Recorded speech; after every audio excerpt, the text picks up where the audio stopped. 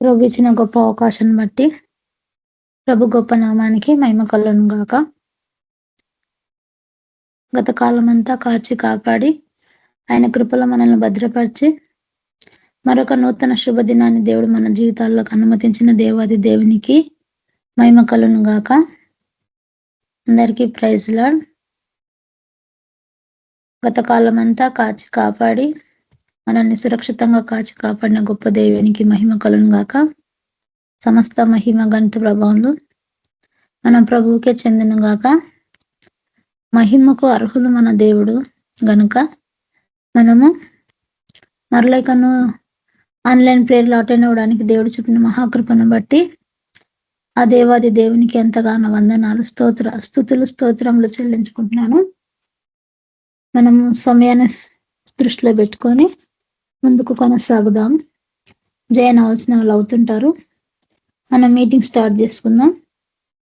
మన మధ్యలో శాంతమ్మ సిస్టర్ గారు ప్రార్థన చేస్తారు. సుజాత సిస్టర్ గారు పాట పాడతారు. సిస్టర్ ప్రైజ్ సిస్టర్ నేను బస్ లో ఉన్నా sister. Praise lord sister, bus లో ఉన్నా సిస్టర్. అవునా సిస్టర్? సరే నేను ప్రేయర్ చేస్తాను, సిస్టర్ పాట పాడతారులే.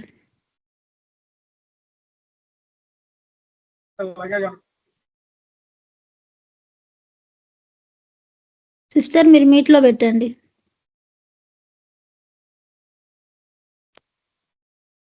సరే ప్రార్థన చేసుకుందాం.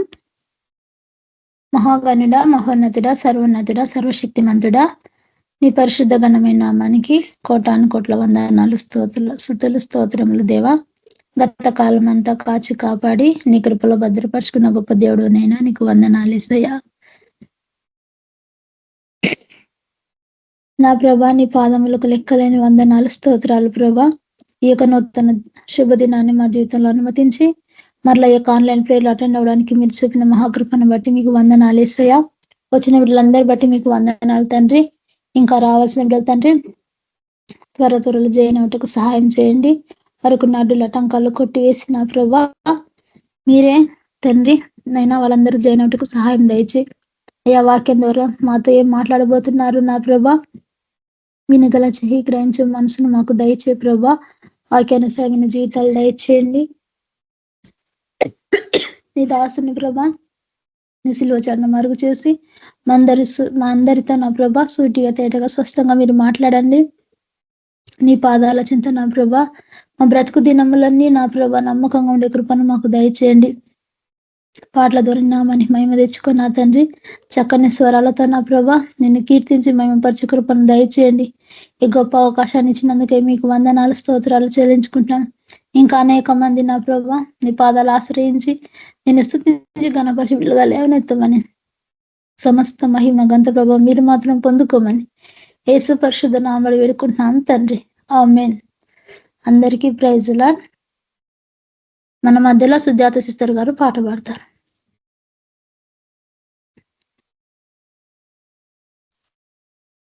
Praise the Lord. Brothers and sisters అందరికీ ఈ సాయంత్రకాలపు ఆన్లైన్ సర్వీస్ లో దేవుడు నాకు ఇచ్చినటువంటి ఈ యొక్క అవకాశం కొరకు దేవుడికి వందనాలు చెల్లిస్తూ ప్రభువుని మహిమపరుస్తూ ఒక పాట పాడుకుందాం.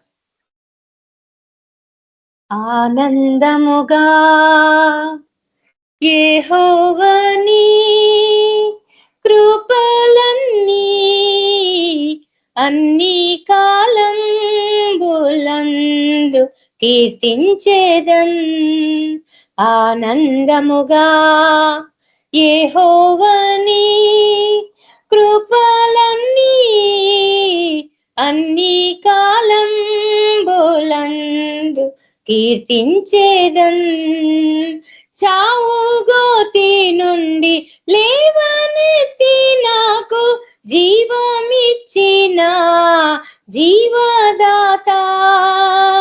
చావు గోతి నుండి లేవనెత్తి నాకు జీవమిచ్చిన జీవదాత. వివరింతునే నీదు విశ్వాస్యతనెంతయు సౌర్యంబుగాయి భువియందునా. ఆనందముగా యెహోవాని కృపలన్నీ అన్ని కాలంబులందు కీర్తించేదన్. సింహపు పిల్లలు ఆకలిగొనును యెహోవా సహాయుడందరికీ. సింహపు పిల్లలు ఆకలిగొనును యెహోవా సహాయుడందరికీ. ఇహమందునా ఏ మేలు కొదువై ఉండదు, ఆహా ఏ మందుని విశ్వాస్యతన్. ఆనందముగా యెహోవాని కృపలన్నీ అన్ని కాలంబులందు కీర్తించేదన్. ఎన్నెన్నో శోధన బాధలు రేగి నన్ను కృంగదీయ పోరాడినన్. ఎన్నెన్నో శోధన బాధలు రేగి నన్ను కృంగదీయ పోరాడినన్.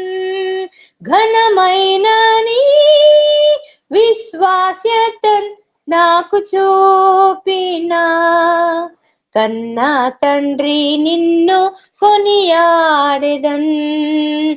ఆనందముగా యెహోవాని కృపలన్నీ అన్ని కాలంబులందు కీర్తించేదన్. చావు చీకట్ల లోయలందోన జీవపు వెలుగై త్రోవ చూపి. చావు చీకట్ల లోయలందోన జీవపు వెలుగై త్రోవ చూపి. దేవా తోడై నడిపించి తీవే నీ కృపన్. వివరించేదన్ని విశ్వాస్యతన్. ఆనందముగా యెహోవాని కృపలన్నీ అన్ని కాలంబులందు కీర్తించేదన్. నీతి న్యాయంబులు ఆధారములైని నీ సింహాసనమున నిలచినవి. నీతి న్యాయంబులు ఆధారంబులై నీ సింహాసనమున నిలచినవి. నిత్య కృపా సత్యంబులు నీదు సన్నిధిన్ నిరతంబు వెలసి నిలచినవి. ఆనందముగా యెహోవాని కృపలన్నీ అన్ని కాలంబులందు కీర్తించేదన్. పర్వతంబులు పారిపోయినను ఊర్విలో మార్పు కలిగినను.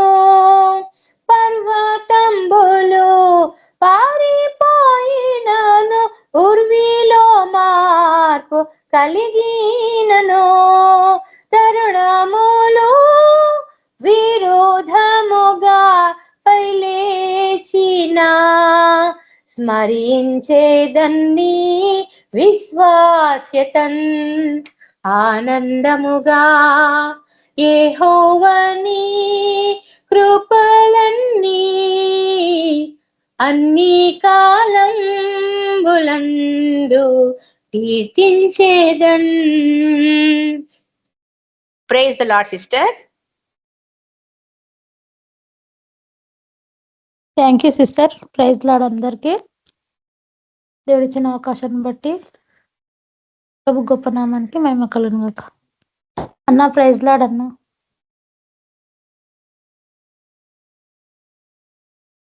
సిస్టర్ ప్రైజ్ లార్డ్ అందరికీ. ప్రార్థిద్దాం. పరిశుద్ధుడగు దేవ, మహోన్నతుడగు తండ్రి, మీకు వందనాలనైనా. ఇంతవరకు మీరు మాకు తోడైనందుకు మీకు ఎంతో వందనాలు తండ్రి. మరి విశేషంగా ప్రభావ మీ యొక్క శరక్తంలో పాల్పొందే యోగ్యతని మీతో పాటు కలిసి మిమ్మల్ని స్తుతించలాగిన ఓ ప్రభా ఆరాధనలో మాకు ఇచ్చిన యొక్క సమయాన్ని బట్టి మీకు ఎంతో వదనాలు ప్రభా. ముఖ్యంగా తండ్రి నిమిత్తం మీరు మిమ్మల్ని ఏర్పరచుకున్నారు ప్రభా, ఆ యొక్క ఏ పని నిమిత్తం మీరు మమ్మల్ని ఏర్పరచుకున్నారో అవి మేము గ్రహించి ముందుకు పోవాలని నడిపించండి. ఈ లోకస్థ వలే కాకుండా ప్రభా ఆయన మళ్ళీ ఎందు నిమిత్తమై మీ యొక్క ప్రణాళికలు మళ్ళీ ఏర్పరచుకున్నారో వాటన్నిటిని మేము బహు జాగ్రత్తగా పరిశీలించి గ్రహించి దాని ప్రకారంగా జీవించలాగన మమ్మల్ని అందరినీ తండ్రి మీరు ఏర్పరచుకోమని ప్రార్థిస్తున్నాం, నడిపించమని ప్రార్థిస్తున్నాం. ఈ సత్యాన్ని గ్రహించలాగన ప్రభా సమస్త ప్రజలు ప్రభా ఈ లోకాతీతంగా జీవిస్తుండగా ముఖ్యంగా మీ బిడ్డలు ప్రభా నేను సమస్తాన్ని తండ్రి వాటితో సమాధాన పడుతూ ప్రభా నేను తండ్రి నిండు మనసుతో మీలో జీవించలేని స్థితిలో ఉంటుండగా వారి పట్ల మీ యొక్క కనికరం చూపించమని ప్రార్థిస్తున్నాం, క్షమించమని ప్రార్థిస్తున్నాం. వాక్యం పట్ల ఆసక్తి కలిగి పరిగెత్తులాగా సహాయపడమని ప్రార్థిస్తున్నాం. ప్రభా ఈ లోకంలో ఏమి సంపాదించుకున్నా అయినా ఎన్ని సమర్థించుకున్నా అవి దేనికి పనికిరానివి అనేసి మీరు మాకు చూపిస్తున్నారు నైనా. కాబట్టి మొదట మీకు ప్రాధాన్యత ఇచ్చేలాగిన మీ యొక్క ఆరాధన సమయంలో సమయం గడిపేలాగిన ప్రభా వీటన్నిటికంటే ఈ లోకంలో ఏది కూడా శ్రేష్టమైనది కాదు ప్రభా. ఎంత సమర్థించుకున్నా అవి పనికిరానివే అనేసి మీరు మాకు చూపిస్తున్నారు తండ్రి. అవి తండ్రి ఆ యొక్క మళ్ళీ తీర్పు దినంన ఏవి కూడా అగ్ని ఎదుట నిలబడలేవని పేతురు రాసిన పత్రికలో మేము గమనిస్తా ఉన్నాం తండ్రి. కాబట్టి నేను మీ యొక్క దహించి అగ్ని చేద్దామో అని అందరినీ బహుగా శుద్ధీకరించమని ప్రార్థిస్తున్నాను. వెండి తండ్రి బంగారం ఏ రీతిగా అయితే మళ్ళీ అగ్ని చేత శోధింపబడుతుందో ఆ రీతిగా మా జీవితాలను సరిచేయమని ప్రార్థిస్తున్నాం. మీ కొరకు మేము వెలుగులాగిన మీ కొరకు మళ్ళీ అన్య జనులకు అనేకులకు మేము వెలుగుగా నివసించేలాగా నడిపించమని ప్రార్థిస్తున్నాం. అవును ప్రభావ మమ్మల్ని అందరినీ మీరు లోకంలో వెలుగులాగా ఏర్పరచుకున్నారనైనా మరి ప్రభావ మేము వెలగకపోతే మనం దేనికి పనికిరాని వారి వలె ఉంటాం నైనా. అవునైనా అటువంటి జీవితం మాకు అవసరం లేదు ప్రభావ. మిమ్మల్ని ఎట్లా ఘనపరచాలా నైనా, మిమ్మల్ని ఎట్లా కొనియాడాలా. చీకటి గ్రహించదు ప్రభావ మా జీవితాలన్నీ, చీకటి మమ్మల్ని గుర్తించదు ప్రభావ, మమ్మల్ని అసహించుకుంటుంది, మమ్మల్ని వ్యతిరేకిస్తుంది, మమ్మల్ని తృణీకరిస్తుంది.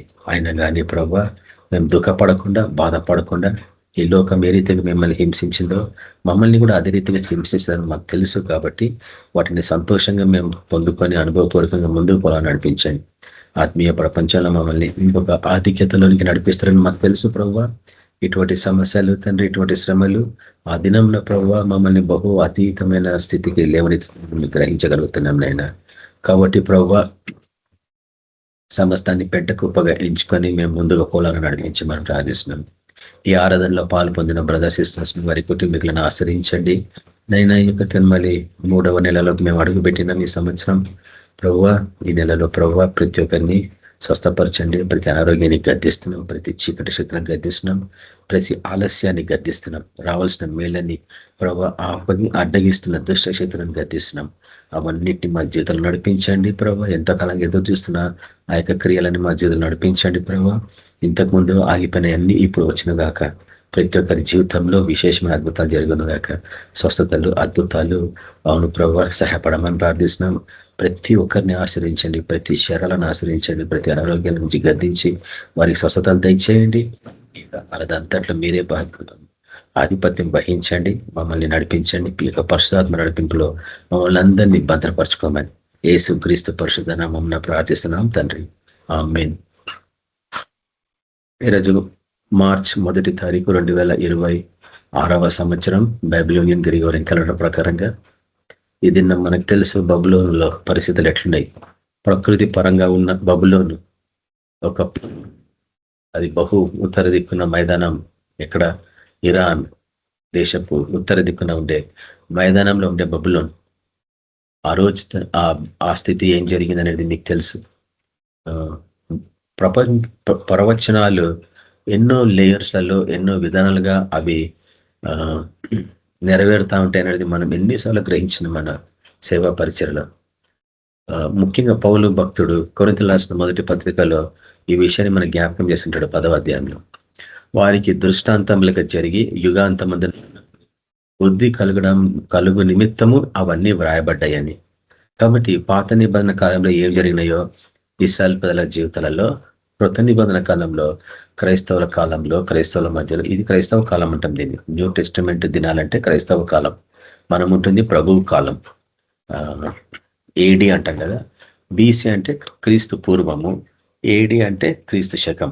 ఇప్పుడు మనం ఉంటుంది క్రీస్తు శకం, అంటే ఇది ప్రభు కాలం. ఈ ప్రభు కాలంలో పరిస్థితులు ఏ రీతిగా ఉంటాయి, పాత నిబంధన కాలంలో ఏం జరిగినాయో ప్రభు కాలంలో కూడా అవే జరుగుతాయని పౌలు గారు జ్ఞాపకం చేస్తున్నారు. కానీ దురదృష్టం ఏంటంటే వాటిని చూడలేని స్థితిలో ఉంటుంది మతపరమైన జీవితం. మతపరమైన జీవితం కూడా బబులులాగా తయారైంది. కాబట్టి వాటికి సంబంధించిన విషయాలను మనము ఈ దినం చూడబోతున్నాం. బబులోను కాలంలో ఉంటున్నాము. దానికి పట్టిన దుస్థితి నీకు పట్టకుండా ఉండాలంటే నువ్వేమీ చేయాలా? బబులోనికి పట్టిన దుస్థితి నీకు పట్టకుండా ఉండాలంటే నువ్వేం చేయాలా? క్రొత్త ఆకాశము క్రొత్త భూమిగా మారాలా నా అంశం గురించి దీర్ఘంగా మనం ధ్యానిస్తున్నాం. అదే రీతిగా సముద్రము ఇకను లేకపోయాను అన్న అంశం గురించి బహుదీర్ఘంగా మనం ధ్యానిస్తా ఉన్నాం. ముఖ్యంగా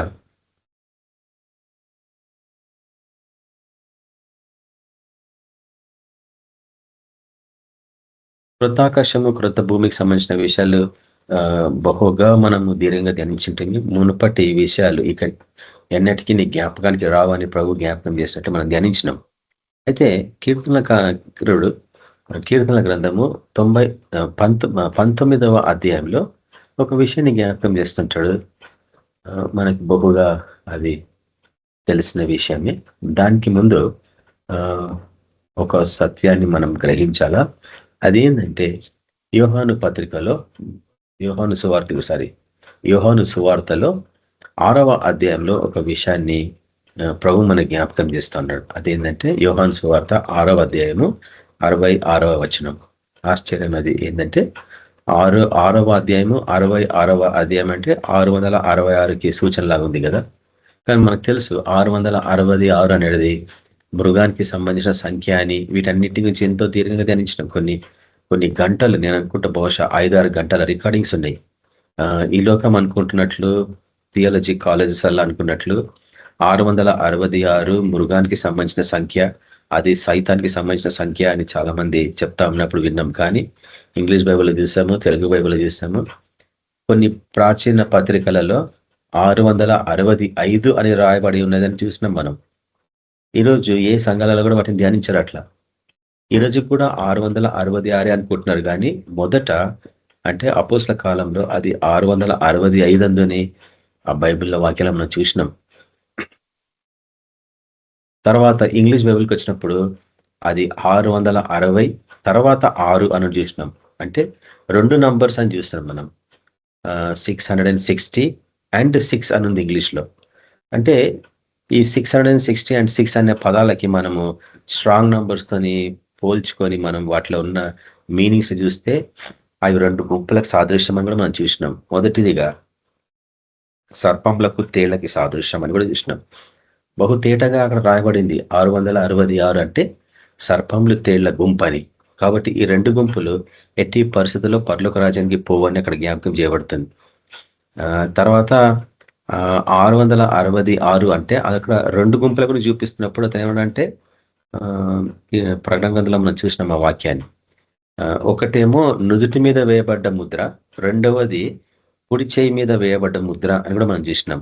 అంటే ఈ 666 అనేది 2 ముద్రలకు సంబంధించిన విషయము అని కూడా మనం చూసినాం అక్కడ. అంటే ఇవి 2 మతపరమైన గుంపులు. ఇవి దేవునికి విరుద్ధంగా ఉంటాయి. దేవుని బిడ్డలాగా కనిపిస్తారు కానీ వాళ్ళు దేవుని బిడ్డలు కారని కూడా మనం చూసినాం అక్కడ. ఎందుకంటే వాళ్ళ క్రియలను బట్టి మనం చూస్తాం. ప్రతి చెట్టు దాని ఫలముల చేత గుర్తించబడనని ప్రభు జ్ఞాపకం చేసిండే. కాబట్టి ఏది దేవుని నుంచి పుట్టింది, ఏవుని దుష్టిని ద్వారా కలిగింది అనేది మనం చూడగలం. దుష్టిని అనుచరులు ఎవరు, వెలుగుదూత సంబంధాలు ఎవరు, దేవుని బిడ్డలు ఎవరు అనేది వివేచించకపోతే మోసపోయే అవకాశం చాలా ఉంటుంది. కాబట్టి 600 యోహాను సువార్త 6వ అధ్యాయము 66వ వచనంలో ప్రభు ఒక మాట మాట్లాడుతున్నాడు. ఏమంటే అప్పటి నుండి ఆయన శిష్యులలో అనేకులు వెనుక తీసి, అంటే వెనుకకు వెళ్ళిపోయినారు. ఆయనను వెంబడించిన వాళ్ళు ఎంతో మంది, అనేకులు అని ఉంది కదా అక్కడ. అనేక మంది వెళ్ళిపోయారు. ఎందుకు 666 అంటే అర్థం ఏంటంటే శరీరానుసారంగా జీవించే వాళ్ళు ప్రభుని వెంబడించలేరు. అంటే శారీరకమైన జీవితము అంటే స్వార్థము, దానాపేక్ష, వ్యక్తిగత గుర్తింపులు, ఆడంబరమైన జీవితము, నేను గొప్ప అన్న జీవన విధానం, ఈ రీతి ఉండేవాళ్ళు పాపపూరితమైన జీవితం జీవించే వాళ్ళు ఎట్టి పరిస్థితుల్లో ఆయనను వెంబడించలేరు. కాబట్టి ఆయన శరీరక్తంలో పాలు పొందాలా అన్న విషయాన్ని జ్ఞాపకం చేసినప్పుడు వాళ్ళు అది భరించలేకపోయినారు. దాని తర్వాత నేను కేవలము నా శరీరాన్ని తిని నా శరీరాన్ని త్రాగే వాళ్ళు తప్ప ఎవరిను పరలోక రాజ్యంలో ప్రవేశించలేరు, నాతో సహవాసం పొంది ఉండలేరు అని చెప్పిన ఆ మాటకు వాళ్ళందరూ నొచ్చుకున్నారన్న విషయాన్ని మనం చూస్తున్నాం. అయితే అతను ఏమంటుండంటే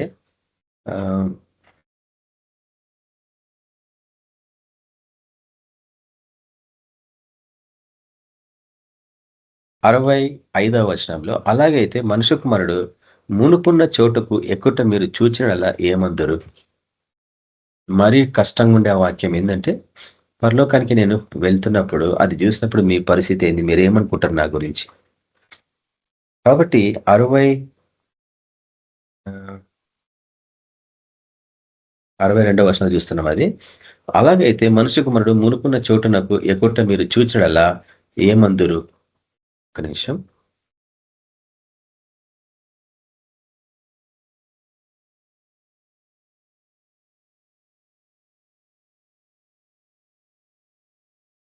ఇప్పుడు చూడండి, యోహాను సువార్త 6వ అధ్యాయము 62వ వచనంలో, అలాగైతే మనుష్య కుమారుడు మునుపున్న చోటునకు ఎక్కుట మీరు చూచినలా ఏమందురు. దానికి కూడా వాళ్ళు నొచ్చుకున్నారు. అయితే అక్కడ 63వ వచనంలో ఏమంటారు చూడండి, ఆత్మీయ జీవింపజేయుచున్నది, శరీరము కేవలము నిష్ప్రయోజనము. కానీ లోకస్తులు శరీరానికి ఎక్కువ ప్రాధాన్యత ఇస్తారు. ఏమి తిందుమా, ఏమి త్రాగుదుమా, ఏమి ధరించుదుమా. అందుకే త్వరగా కాలాలు ముగించుకుంటారు. వాళ్ళు ఎవరైనా కావచ్చు, విశ్వాసులు కావచ్చు. విశ్వాసులలో రోగాలు లేవా అంటే ఉన్నాయి. ఎందుకు ఉన్నాయంటే వాళ్ళు ఇంకా శరీరానుసారంగానే జీవిస్తున్నారు, ఆత్మానుసారంగా జీవించలేకపోతున్నారు. ఎందుకంటే పరిశుద్ధాత్మ ఉన్నప్పుడు నిన్ను జీవింపజేయను. పరిశుద్ధాత్మని వ్యతిరేకించినప్పుడు దుష్టునికి అవకాశం ఇచ్చినట్లయితుంది. వాడి అటాక్స్ ఎక్కువైపోతాయి మన లైఫ్లో. అనారోగ్య పాలవుతా ఉంటాము, డాక్టర్లకు అర్థం కాదు, బ్లడ్ టెస్టులు చేసినా అర్థం కాదు ఎవరికి. అంత నార్మల్ ఉంది బ్రదర్ అంటారు. అప్పటికైనా కళ్ళు తెరవారు.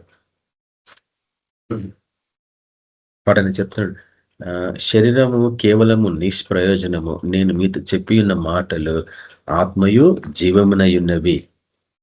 కాబట్టి అక్కడ విశ్వాసానికి సంబంధించిన విషయాలు చెప్తున్నాడు. ప్రతి వాక్యాన్ని నువ్వు ఆ రీతిగా అర్థం చేసుకోగలవా, విశ్వాసంలో స్వీకరించగలవా. ఇది నేను ఈ దినం స్వీకరిస్తున్నాను ప్రభువా అని నువ్వు ధైర్యంగా చెప్పగలవా, అనుమానిస్తూ ఉంటావా. ఆ రీతిగా అనుమానించడం వల్ల ఆయన నుండి రావాల్సిన మేళ్ళని, ఆధిక్యతల్ని మనం పోగొట్టుకున్నాం ఇంతవరకు ఈ వాక్యాన్ని తృణీకరించి. ఇప్పుడు చూడండి 66 యోహాను సువార్త 6వ అధ్యాయము 66 చూడండి. అప్పటి నుండి ఆయన శిష్యులు అనేకులు వెనుక తీసి మరి ఎన్నడను ఆయనను వెంబడింపలేదు. ఎన్నడను అంటే వదిలేసిరు. ఆయన శరీరానుసారంగా జీవించే వాళ్ళు ఆయనను వెంబడించలేరు అన్న విషయాన్ని జ్ఞాపకం చేయబడుతుంది. జరిగింది ఒకప్పుడు, ఇది మన కాలంలో కూడా బహుగా జరుగుతూ ఉందన్నట్టు. అప్పుడు ప్రభు ఒక విషయాన్ని జ్ఞాపకం చేస్తున్నాడు, ప్రశ్న ఇస్తున్నాడు. చూడండి 67వ వచనంలో. కాబట్టి 6 నుంచి 7కి మరల 67. 6 అంటే మానవ జీవితం, శరీరానుసారమైన జీవితం. 666 అంటే శారీరకమైన జీవితం. 7వ జీవితం అంటే పాతది సమాప్తం కావడం. కాబట్టి 67వ వచనం ఏమంటున్నాడు, కాబట్టి యేసు మీరు కూడా వెళ్ళిపోవాలని ఉన్నారా అని 12 మందిని అడగగా, చూడండి 7 అన్నప్పుడు కంక్లూజన్ అన్నట్టు, అంటే సమాప్తం జరగడం అన్నట్టు. కాబట్టి మీరు కూడా వెళ్ళిపోతారా అని అన్నప్పుడు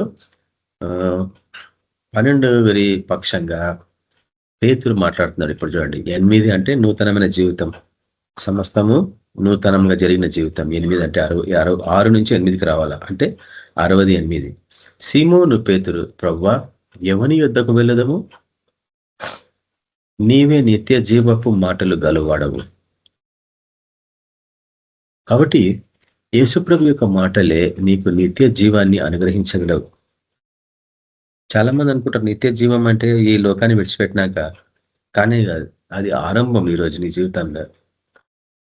జీవితంలో నిత్య జీవము ఇప్పుడు ఆరంభం అవుతుంది దీని సత్యాన్ని గ్రహించినప్పుడు. దాని తర్వాత నీవే దేవుని పరిశుద్ధుడవని మేము విశ్వసించి ఎరిగి ఉన్నామని ఆయనతో చెప్పాను. ఇక్కడే జరుగుతుంది పరిస్థితి. ఏంటంటే చాలా మంది వాక్యాన్ని వింటారు కానీ విశ్వసించరు అన్నట్టు. సైతాను అటాక్ నీ మీదకి జరిగినప్పుడు దాన్ని గ్రహించలేని స్థితిలో ఉంటావు నువ్వు. ఎందుకంటే నువ్వు వాక్యాన్ని వింటున్నావు, వాక్యాన్ని ప్రకటిస్తున్నావు కానీ విశ్వసిస్తలేవు అన్నట్టు. మన పరిచయలో గమనించిన ఒకటి ఏంటంటే సేవ ముగించుకొని వచ్చినాక రాత్రి దుష్ట శక్తులు అటాక్ చేస్తూ ఉంటాయి. ఎందుకు అటాక్ చేస్తా అంటే మనకు తెలుసు, మనము అనేక ప్రాంతాల్లో పోయి ప్రార్థన చేసినప్పుడు ఎంతో మందికి విడుదల కలిగింది.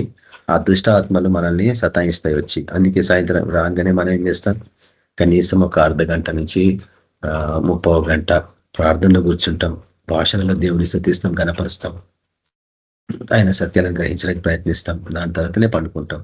అప్పుడు అటాక్స్ జరగవు. ఎందుకంటే నీ చుట్టూ దహించి అగ్ని ఉంటుంది కాబట్టి, నీలో అగ్ని ఉంటుంది కాబట్టి. నువ్వు భాషల్లో ప్రార్థన చేయనంత వరకు నీకు అగ్ని ఉండదు, నీలో అగ్ని ఉండదు. నీలో అగ్ని లేకపోతే అటాక్స్ తప్పవు. ఎందుకంటే అగ్ని ఆరిపోతేనే దుష్టుడు వస్తాడు నీ దగ్గరికి. అగ్ని ఉన్నంత వరకు వాడు రాడు నీ దగ్గరికి. నీలో అగ్ని ఆరిపోవడానికి కారణాలు ఏంది? వెలితి గల ప్రార్థన జీవితము, ధ్యానం, వాక్య ధ్యానం లేని జీవితము, దేవుని ఆరాధించలేని జీవితం, నాజీరు చేయబడి ప్రత్యేకంగా ఆయన కొరకు జీవించకపోవడం, తర్వాత ఉపవాసాలు ఉండకపోవడం, శరీరానుసరమైన జీవితం అంటాం. శరీరానుసరమైన జీవితం అంటే శరీర కోరికలు, శరీర వ్యామోహాలు తీర్చుకోవడం. అవి చేసుకున్నంత వరకు నీ శరీరము ఈ లోకాతీతంగానే జీవిస్తూ ఉంటుంది. నీ ఆత్మ బలహీనంగా అయిపోతూ ఉంటుంది. శరీరాన్ని కించపరుచుకున్నవాడే ఆత్మని బలపరుచుకునేవాడు. కాబట్టి మన ప్రభువులోనే సమస్తం ఉన్నాయి.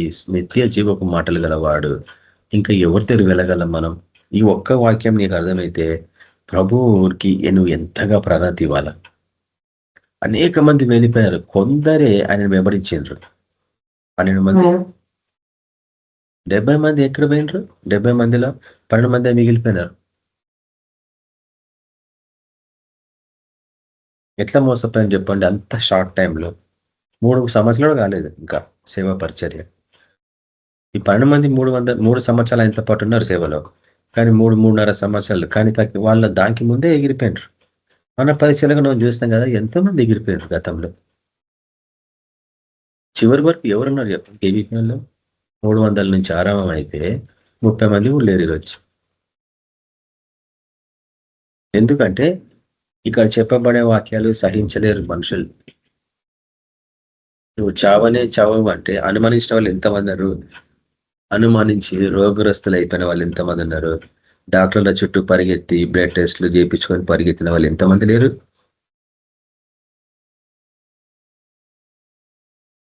అవిధేయత వలన అనారోగ్య పాలవుతున్నారు ఈరోజు దేవుని బిడ్డలు. అది ఆయన పొందిన గాలిచేత స్వస్థత అని వాక్యం రాయబడలేదా? మళ్ళీ ఎందుకు లేదు నీకు స్వస్థత? ఏది సైతాను అటాక్ అనేది నువ్వు గ్రహించకపోతే మనకు తెలుసు ప్రతి అనారోగ్యము వాడి ద్వారా రావాల్సిందే. ఇంకా ప్రభులు లేవు ఆ రోగాలు. ప్రభు సృష్టించినప్పుడు అంతా బాగుందన్నాడు. పాపం వలన ఇవన్నీ కొత్తగా పుట్టుకొని వచ్చినాయి ఈ లోకంలోకి. అంతకుముందు లేదు మరణం. మరణం అప్పుడే రిలీజ్ అయింది ఫస్ట్ టైం. అది సైతాను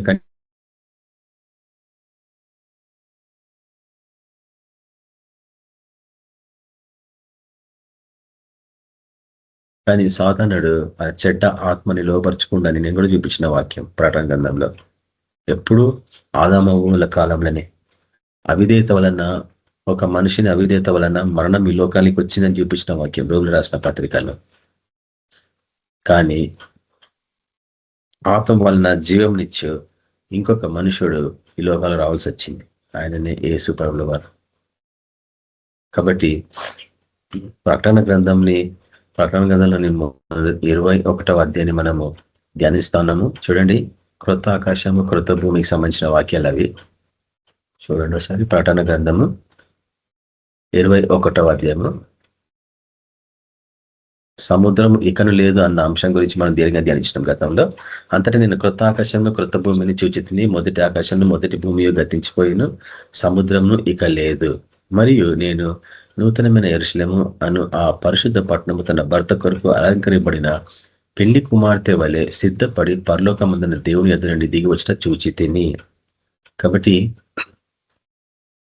చాలా మంది ఇక్కడ నుంచి పైకి ఎక్కిపోతుంది పెళ్లి కుమార్తె అని అంటారు, కానీ ఇక్కడ మటుకు యోహాను భక్తుడు చూస్తున్న దర్శనంలో పరలోకం నుంచి పైకి కిందికి దిగి వస్తుంది పెళ్లి కుమార్తె. ఎందుకు చెప్పండి?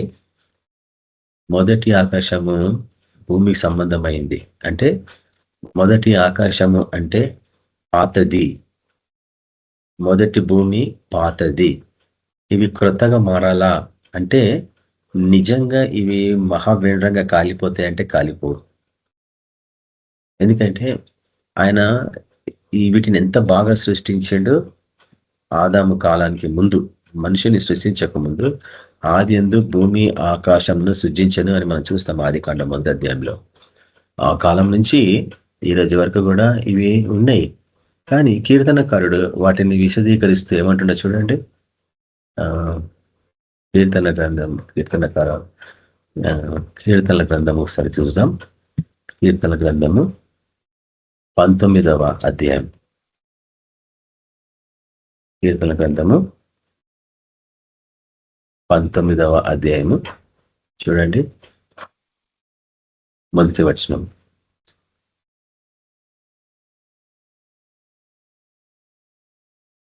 ఆకాశములు దేవుని మహిమను వివరించుచున్నవి, అంతరిక్షము ఆయన చేతి పనిని ప్రచురపరచుచున్నది. పగటికి పగలు బోధించుచున్నది, బోధ చేయుచున్నది. రాత్రికి రాత్రి జ్ఞానము తెలుపుచున్నది. వాటికి భాష లేదు, మాటలు లేవు, వాటి స్వరము వినబడదు. వాటి కొలసులు భూమి అందంతటా వ్యాపించి ఉన్నది. లోక దిగంతముల వరకు వాటి ప్రకటనలు బయలు వెలుచున్నవి చిన్నవి. వాటిలో ఆయన సూర్యునికి గుడారము వేసెను. చూడండి, అతడు తన అంతఃపురంలో నుండి బయలుదేరు పెళ్లి కుమారుని వల్లే ఉన్నాడు. సూర్యుడు పరిగెత్త ఉల్లసించినట్లు తన పదమునందు పరిగెత్త ఉల్లసించుచున్నాడు. ఇవన్నీ ఆశ్చర్యం, మన ప్రభుకి సంబంధించిన విషయాలు ఇవన్నీ. పెళ్లి కుమారుడు అనగానే పెళ్లి కుమార్తె కూడా పైనుంచి దిగి వస్తుంది, ఆయన కూడా అక్కడి నుంచే బయలుదేరుతున్నాడు. ఇవన్నీ ఆశ్చర్యం. అంటే పెళ్లి ఎక్కడవుతుంది బ్రదర్? పరలోకంలో అవుతుందా, భూమి మీద అవుతుందా, కిందికి దిగి వచ్చినప్పుడు అవుతుందా? ఇవి తెలుసుకోవాలా. ఇవి తెలుసుకోకుండా బ్లైండ్గా గుడ్డిగా మనం వెళ్ళిపోతా ఉన్నాం అన్నట్టు. అయితే ఆయన సృష్టించిన ఆకాశంలో ఆయన మహిమని వివరిస్తున్నాయంట. ఈ భూమి అంతటా ఏమని చెప్పండి?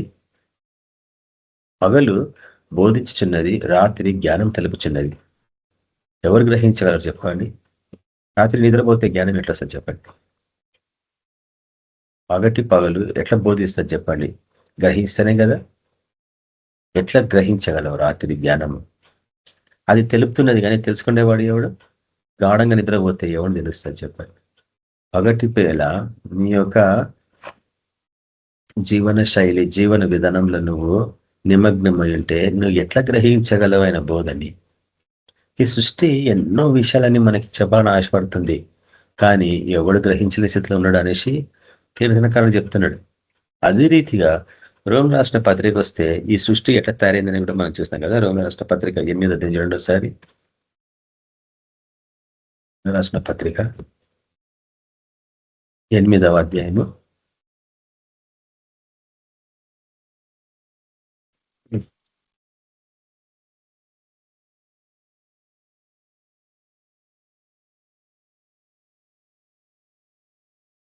19వ వర్షం నుంచి చూస్తాం చూడండి.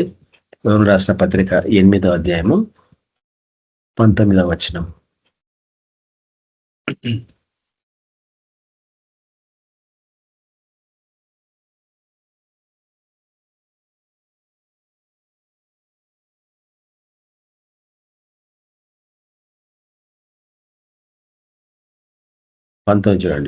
దేవుని కుమారుల ప్రత్యక్షత కొరకు సృష్టి మిగుల ఆశతో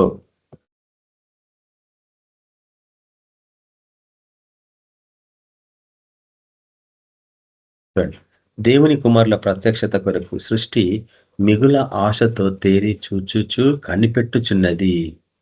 ఈ సృష్టి మొత్తము మన కొరకు అంటే ముఖ్యంగా దేవుని కుమారులు. ఎవరు చెప్పండి దేవుని కుమారులు? దేవుని బిడ్డలు అంటేనేమో పసిపిల్లలు, దేవుని కుమారులు అంటే యుద్ధశూరులు. ఈ సృష్టి దుష్టుని బందీలో ఉన్నది.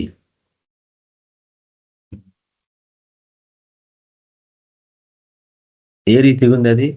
20 వర్షాలు చూడండి. ఏలనగా ఈ సృష్టి నాశనమునకు లోనైన దాస్యంలో నుండి విడింపింపబడి దేవుని పిల్లలు పొందబోవు మహిమగల స్వాతంత్రము పొందుదునన్న నిరీక్షణ కలదై స్వేచ్ఛగా కాక దానిని లోపరిచిన వాని మూలంగా వ్యర్థపరచబడేను. ఈ సృష్టి మొత్తము వ్యర్థపరచబడింది. దాన్ని ఎవరు విమర్శిస్తారు అని ఎదురు చూస్తుందంట.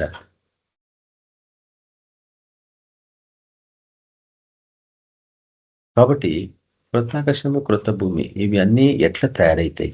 వాటిని విమోచించకపోతే కావు. వాటిని విమోచించేవాడు ఎవడు అంటే యేసుప్రభు కాదని చెప్తుంది. యేసుప్రభు ఏం చేసిండు? పాపం మీద విజయం పొంది సమస్త సృష్టి మీద అధికారాన్ని తిరిగి మనిషికి ఇచ్చిండు అని ఉంది. ఇదే అధ్యాయంలో చివరికి చూస్తాం మనం. ఆయన తిరిగి చెయ్యడు. ఇప్పుడు మనం చేసుకోవాలా? ఎందుకంటే ఈ సృష్టి మొత్తము దేవుని కుమారు కొరకు ఎదురు చూస్తుంది, నీ ప్రత్యక్షత కొరకు ఎదురు చూస్తుంది. కాబట్టి నువ్వు రాత్రి జ్ఞానము పొందుకోకుండా పగలు బోధకి సిద్ధపడకుండా ఉంటే మటుకు నువ్వు ఎట్టి పరిస్థితుల్లో కృతాకాశం, కృత భూమి అనుభవంలో పోలేవు.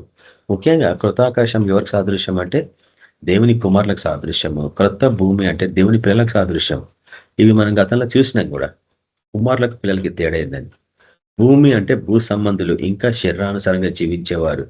దేవుని నమ్ముకున్నా కానీ, దేవుని అనుసరించడం అని కానీ, జస్ట్ కేవలం కొంతసేపు దేవుని సన్నిధిలో గడిపే వాళ్ళు కానీ, అధికమైన సమయము ఈ లోకంలో గడిపే వాళ్ళని దేవుని కుమారులు అంటారు, దేవుని పిల్లలు అంటారు. సారీ, లేక భూ సంబంధులు అంటారు బైబిల్ వాక్యంలో. కానీ దేవుని సన్నిధిలో ఎక్కువ సమయం గడిపే వారిని దేవుని కుమారులు అంటారు. ఎందుకంటే ఆయన సన్నిధిలో గడిపితేనే కానీ ఆయన నీ చేతికి యుద్ధం నేర్పడు. నువ్వు నేర్చుకోవాలంటే ఆయన సన్నిధిలో సమయం గడపాల. నువ్వు యుద్ధం నేర్చుకుంటేనే మంత్రశక్తులని ఓడగొట్టగలవు, దుష్ట శక్తులను ఓడగొట్టవు, ఆకాశ సమూహాలని ఓడగొట్టగలవు, వాటితో యుద్ధం చేయగలవు, రోగాలతో యుద్ధం చేయగలవు. అవన్నీ ఆత్మలు కదా.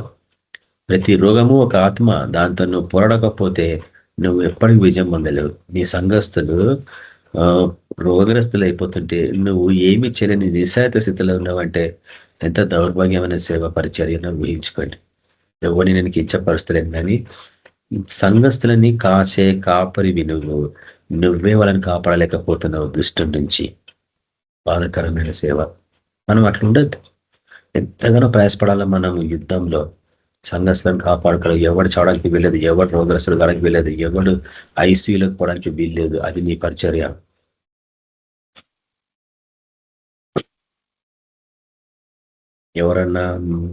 ఎవరన్నా నీ సంఘస్థులు ఎవరన్నా మరణిస్తుండ్రంటే ఫస్ట్ ఆ మరణము నీ ఎదుట నిలబడాల. నువ్వు చెప్పాలదంతా. నువ్వు ఎవరన్నా ముట్టక ముందు నా దగ్గరికి రావాలా, ఫస్ట్ నన్ను టచ్ చేయి అని నువ్వు సవాల్ చేయగలవా అంటే నేను చెప్తున్నా చెయ్యరు, ఎవరు భయపడతారు. అప్పుడే తెలిసిపోతుంది ప్రాణం అంటే ఎంత తీపనేది మనుషులకి. దుష్టాత్మని ఎదుర్కొండే ఆ పరిశుద్ధాత్మ అభిషేకాన్ని నీకు ఇచ్చిండు. నువ్వు దాన్ని వాడుకోకపోతే ఏం లాభం చెప్పండి. కాబట్టి ఈరోజు 2-3 విషయాలు చూపించాను. యెషయా గ్రంథంలోని ఒక వాక్యాన్ని, ఒక ప్రవచనాన్ని నేను మీకు చూపిస్తాను. ఎందుకంటే మన పరిచయం ఎంత దానికి సంబంధించింది. ఈ సృష్టి ఎంతో గంభీరంగా దేవుడు సృష్టించాడు ఆదమవలకి. అయితే నేను ఒక గొప్ప దేవజనిని బ్యాప్టిస్ట్ చర్చ్ కాపరి పుస్తకాలు చదివేవాడిని గతంలో, కానీ చాలా కాలం అయింది మళ్ళీ చదవలే. నేనే ఏడబ్ల్యూ బోరం అని ఒక బ్రిటిష్ పాస్టర్. దాని తర్వాత ఆయన ఆస్ట్రేలియాలో దీర్ఘకాలం జీవించి అక్కడే కాలాన్ని ముగించుకోండి. ఈయన పరిచర్యలో ఈయన రాసిన పుస్తకాలలో ఒక విషయాన్ని నేను చదివినాను. అది ఏంటంటే, దేవుడు ఆదాముని సృష్టించినప్పుడు ఆయన ఎంత గంభీరంగా, ఎంత మహిమ శరీరం కలిగిన వాడనేది ఆయన విశదీకరించింది. అక్కడ ఆదాములో ఎంతగానో అగ్నిమయమైన వెలుగు ఉండేదంట. ఆయన నడుస్తుంటే ప్రతి జీవి, ప్రతి మృగాలు క్రూర మృగాలే గాని ఏ జీవన గాని ఆయన ఎదుట సాగిలపడేది అంట. ఆయన చెప్పినట్లు వినేది అంట. ఆయన వాటికి పేర్లు పెట్టేవాడంట. ఆయా పేర్లు స్వీకరించి సంతోషంగా వెళ్ళిపోయాడు అంట అవి. కానీ ఎప్పుడైతే అంత ఆధిక్యతలో ఉన్నవాడు అంటే ఈ లోకంలో ఒక దేవుని లాగా పెట్టిండు దేవుడు ఆదాంని. కానీ పాపం వలన ఏం జరిగిందనేది అంటే అంత గొప్ప దైవత్వం కలిగిన జీవము ఒక గొప్ప సృష్టి మీద అధికారం పొందుకున్న ఒక రాజులాగా జీవిస్తున్న ఆదాము ఎప్పుడైతే పాపంలో పడిపోయిండో ఈ జీవ మృగాలన్నీ క్రూర మృగాలన్నీ మనుషుల వెంట పడడం ఆరంభమైనవి. మనిషి అంటే మనిషి ఎదుట సాగిలపడాల్సిన జీవులు మనిషిని కరిచి చంపడానికి బయలుదేరినాయి. పాపం అంత డేంజరస్ అన్నట్టు. పాపము బహు భయంకరమైనది, క్రూరమైనది. అది మృగాన్ని రెచ్చగొట్టేది. అందుకే పాపంని అసహించుకున్నవాడు ఈ క్రూర మృగాలని జయించినవాడు. అవి నిన్నేం చేయలేవు, నిన్ను ముట్టలేవు. మన పరిచయాలు ఎన్నిసార్లు చూసినాం మనం ఈ విషయం. గాస్పెల్ అవుట్రీచ్ లో ఒక విషయం చెప్పాలి మీకు, పేర్లు చెప్పాను కానీ ఓ బ్రదర్ ఇట్లనే అడవి జాతుల మధ్యలో పోయినప్పుడు ఒక రోజు రాత్రి లేట్ అయిపోతే వాళ్ళతో పాటు కొంతమంది కోయోళ్ళు ఉన్నారు. వాళ్ళు ఏం చేస్తున్నారు, ఒక రాత్రి లేట్ అయిపోయింది, మనం ఈ చీకట్లో మన స్థావరాలు మనం కనుక్కోలేము రూట్, కాబట్టి రాత్రి మనం ఎక్కడే గడపాలో తెల్లారి వెళ్ళిపోదామని వాళ్ళు ఒక చిన్న తడికెలాగా వేసేసి పైన ఈ బ్రదర్ మన గాస్పెల్ అవుట్రీచ్ బ్రదర్ ఒకటి పండుకున్నాడు, కింద వీళ్ళు కోయళ్ళు కాపలా కాస్తూ వాళ్ళు పండుకున్నారు. కొంతసేపటికి పులి వచ్చింది అంటాడికి. అది వస్తుంటేనే ఆ వాసన భరించలేని వాసనకి వీళ్ళు మేలుకుంటున్నారంట పైన. అయితే అది అరుసుకుంటూ వస్తుంటే వీళ్ళకి ఎక్కడిని భయం వేసిందంట. ఇంకా అది చాలా దగ్గరకు వచ్చేసిందంట. అయితే ఈ కోయోళ్ళు వాళ్ళ విధానాలు ఉంటాయి కదా, వాళ్ళు లేచి పెద్దగా అరవడం, ఆ అరుపులకి దాన్ని భయపెట్టి పంపించేసారంట. అది సాక్ష్యం చెప్తుంటే నేను ఆశ్చర్యపోయాను. అట్లా ఆ బ్రదర్ ఇప్పుడు మనతో పాటు సేవలో ఉన్నాడు ఈరోజు. అంటే పాపపు నియమాలు నీ నీ ఆధీనంలో ఉన్నాయి, ఏమంటాము నీ అధికారం క్రింద లోబడాల్సినవి, నీ అధికారాన్ని సవాల్ చేసి నీ మీద పడి నిన్ను చంపడానికి ప్రయత్నిస్తున్నాయి. దుష్టుడు అట్లా రెచ్చగొట్టింది సృష్టంని. నువ్వు చెప్పినట్లు వినాలా? యెహోషువ ప్రార్థన చేస్తే సూర్యుడు చంద్రుడు విన్నారా లేదా? అవి కూడా జీవులే కదా. మన ప్రభు గద్దిస్తే తుఫాను విన్నదా లేదా?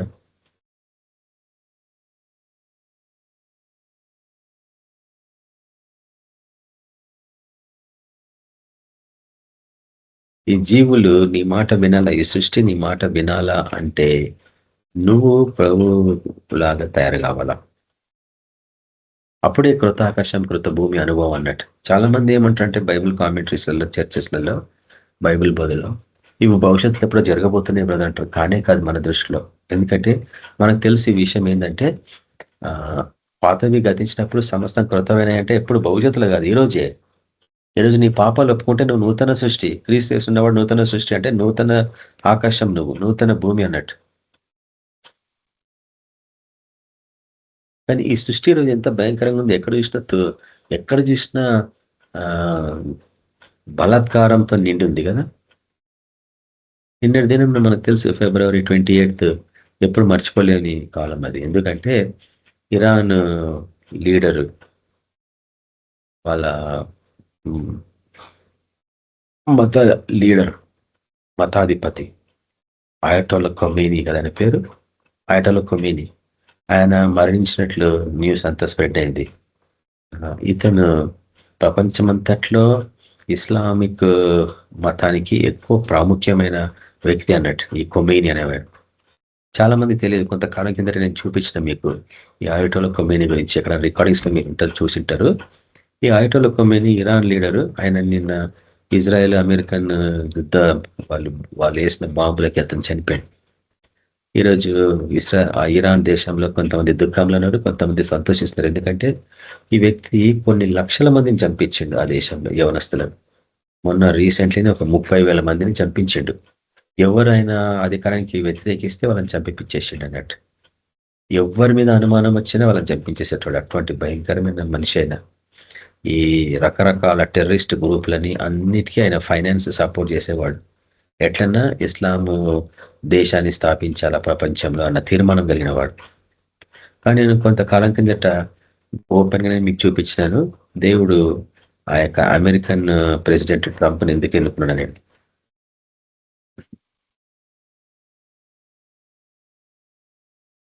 దేవుని బిడ్డలకి వ్యతిరేకంగా ఉన్న వారిని ఎవరిని ఆయన సహించలేడని.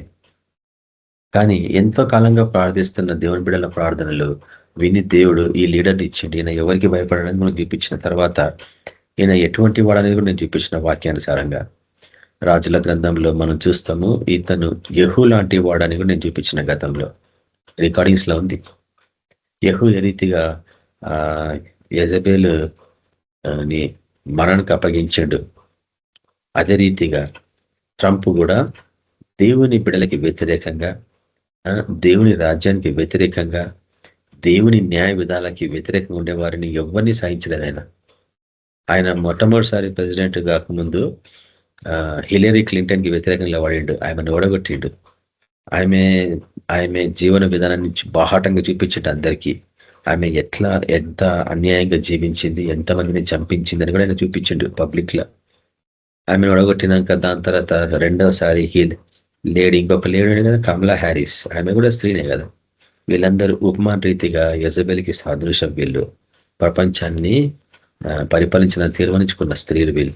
కానీ వాళ్ళ జీవనం ఏమంత బాగాలేదు, వ్యతిరేకంగా ఉండేవాళ్ళు. దాని తర్వాత ఈరోజు మతపరమైన జీవితము, యెజబెలు జీవితం అని మనకు తెలుసు. ప్రపంచమంతటా దేవుని బిడ్డలకి వ్యతిరేకంగా ఉండి ఎంతమంది దేవుని బిడ్డల రక్తాన్ని రుచి చూసిన ఈ మతము దాన్ని చంపడానికి తీర్మానించుకున్నాడు ఇతను. యెహూ ఎటువంటి వాడంటే ఆహాబు కుమారుడు యెహోరాముని ఎక్కడ చంపినా మీకు తెలుసు, నాబోతు పొలంలో. నాబోతుని చంపినట్టు మనం చూస్తాం కదా. ఆహాబు నాబోతు పొలంలోనే చంపించిండు. అదే నాబోతు పొలంలో ఆహాబు కుమారుడు యెహోరాముని యెహూ చంపినట్లు నేను చూపించిన మీకు. కాబట్టి ట్రంప్ జీవన విధానము దేవుని నడిపింపు అని నేను చూపించిన. ఎందుకంటే ఈ లోకంలో జరుగుతున్న తిరుగుబాటుతనాన్ని ఎదుర్కొనే వాళ్ళల్లో ఇతను ఒక్కడు తప్ప ఎవరు కనిపించదని నేను మీకు చూపించిన గతంలో. తర్వాత ఆయన క్రైస్తవులకి ఎంత సపోర్ట్ ఉంటాడని నేను చూపించిన మీకు. ఏ దేశం క్రైస్తవులకు వ్యతిరేకంగా ఉంటే ఆ దేశం మీద ఆయన పెనాల్టీస్ వేసిండు, టారిఫ్ వేసిండు కూడా నేను చూపించిన మీకు. ఒత్తిడి పెట్టిండు క్రైస్తవులకి, ఎక్కడ వ్యతిరేకంగా ఉన్నా నేను అక్కడ ఉంటా అని చెప్పిండు ఓపెన్గా. అదే రీతిగా మతపరమైన జీవితంలో మనం చూస్తాం. ఇశ్రాయేలు ప్రజలు ఏ రీతిగా అయితే బయలుదేవతకి తమ బిడ్డల్ని బలిగా అర్పించిండ్రో, ఈ ట్రంప్ ఆయన గెలిచినాక అబార్షన్ లాకి వ్యతిరేకంగా నిలబడి జయం పొందింది. సుప్రీంకోర్టులో విజయం పొందిండి ఆయన.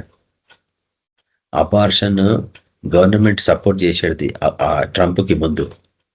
ఆ రీతిగా క్రైస్తవ బిడ్డలి గర్భంలో ఎంతమందినో చంపేసారు వాళ్ళు. పాత నిబంధన కాలంలో బలిదేవతకి బలి అర్పించడం అంటే పిల్లల్ని చంపడం. కొత్త నిబంధన కాలంలో అబార్షన్సే బలిదేవతకి పిల్లల్ని అర్పించడం అని నేను మీకు చూపించిన గతంలో చాలాసార్లు రికార్డింగ్స్. కాబట్టి మనము అబార్షన్స్ కి వ్యతిరేకం. నీ పరిచర్య నువ్వు దాన్ని ఎట్టి పరిస్థితుల్లో సమర్థించద్దు. సరే, ఎమర్జెన్సీలో తల్లి ప్రాణానికి హాని జరుగుతుందంటే ఏదో సపోర్ట్ చేస్తాం, కానీ ఎట్టి పరిస్థితుల్లో అబార్షన్ ని సపోర్ట్ చేస్తే దేవుని ఆత్మ నీతో ఉండదు. ట్రంప్ ఆ రీతిగా అబార్షన్ లాని ధిక్కరించి దాన్ని ఆపివేసింది. ఇప్పుడు అబార్షన్స్ లీగల్ కాదు దేశంలో. ఎందుకంటే అబార్షన్ అనేది నరహత్య, దేవుడు చిన్న ప్రాణాన్ని నువ్వు హత్య చేయడం అన్నట్టు. అయితే ఒక్కటే వాక్యాన్ని ఇంకా నేను చూపించేసి ఈ రోజుకి క్లోజ్ చేస్తే, వచ్చే వారం మరీ దీర్ఘంగా ముఖ్యంగా 4వ వచనాన్ని మనం చూడబోతున్నాం. ఏంటది ఒకసారి చూడండి. 4వ వచనం, ప్రకటన గ్రంథము 21వ అధ్యాయము 4వ వచనం.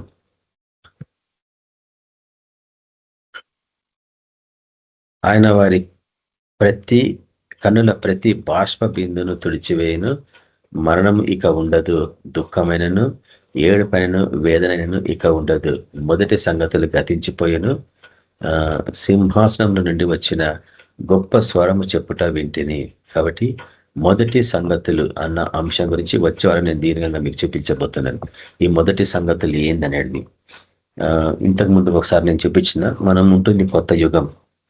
పాత యుగాలు ముగించిపోయినాయి. అంటే పాత టెక్నాలజీస్, పాత విధానాలు, పాత సంస్కృతి, పాత ఉద్యోగాలు ఇవన్నీ మాయమైపోయి ఇప్పుడు కొత్త టెక్నాలజీస్, కొత్త ఉద్యోగాలు, కొత్త చదువులు స్టార్ట్ అయిపోతున్నాయి. సో మనం కూడా వాటికి ఓపెన్గా ఉండాలా, వాటిని స్వీకరించాలా, వాటిని నేర్చుకోవాలా. మనము మన పిల్లలు మన కుటుంబాలు బ్రతకాలంటే కొత్త టెక్నాలజీస్ నేర్చుకోవాలా. నేను స్ట్రైట్గా చెప్తున్నా అందరికీ. నేను ఇట్లనే ఉంటా అంటే అది నీ ఇష్టం. నువ్వు కొత్త టెక్నాలజీలు నేర్చుకోవాలా, కొత్త సాఫ్ట్వేర్స్, కొత్త ప్రోగ్రామ్స్ నేర్చుకోవాలా, అన్నీ నేర్చుకోవాలా. మీరు కొంచెం కష్టపడడం నేర్చుకోవాలి. ఎందుకంటే క్రైస్తవ జీవితము కష్టంతో కూడింది. ఏషావు జీవితము సుఖంతో కూడింది. ఈ లోకస్తులు సుఖాన్ని ఆశ్రయించినారు. మనము బహు కష్టాన్ని రుచి చూసే వాళ్ళము. దానికి తగిన ప్రతిఫలం మనం పొందుకుంటామని కూడా మనకు తెలుసు. ఒకసారి చూడండి, యెషయా గ్రంథాన్ని ఒక వాక్యాన్ని చూపించేసి నేను ఈరోజానికి ఈ వాక్యాన్ని ఈ దినానికి ముగించేస్తున్నాను. యెషయా గ్రంథంలో మనము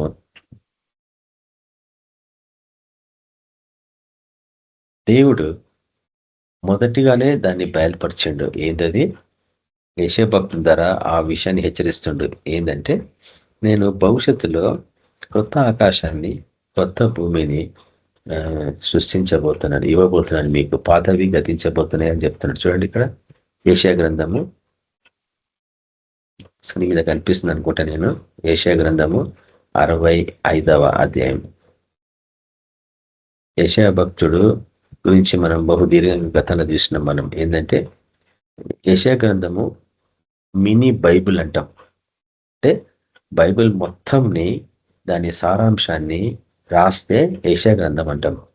సో యెషయా గ్రంథం చదివేవాడికి బైబిల్ యొక్క సారాంశం అర్థమైపోతుంది అన్నట్టు. సో 65వ అధ్యాయంలో యెషయా గ్రంథంలో ఒక విషయాన్ని మనం చూస్తున్నాం. ఏంటంటే యెషయా గ్రంథము 65వ అధ్యాయము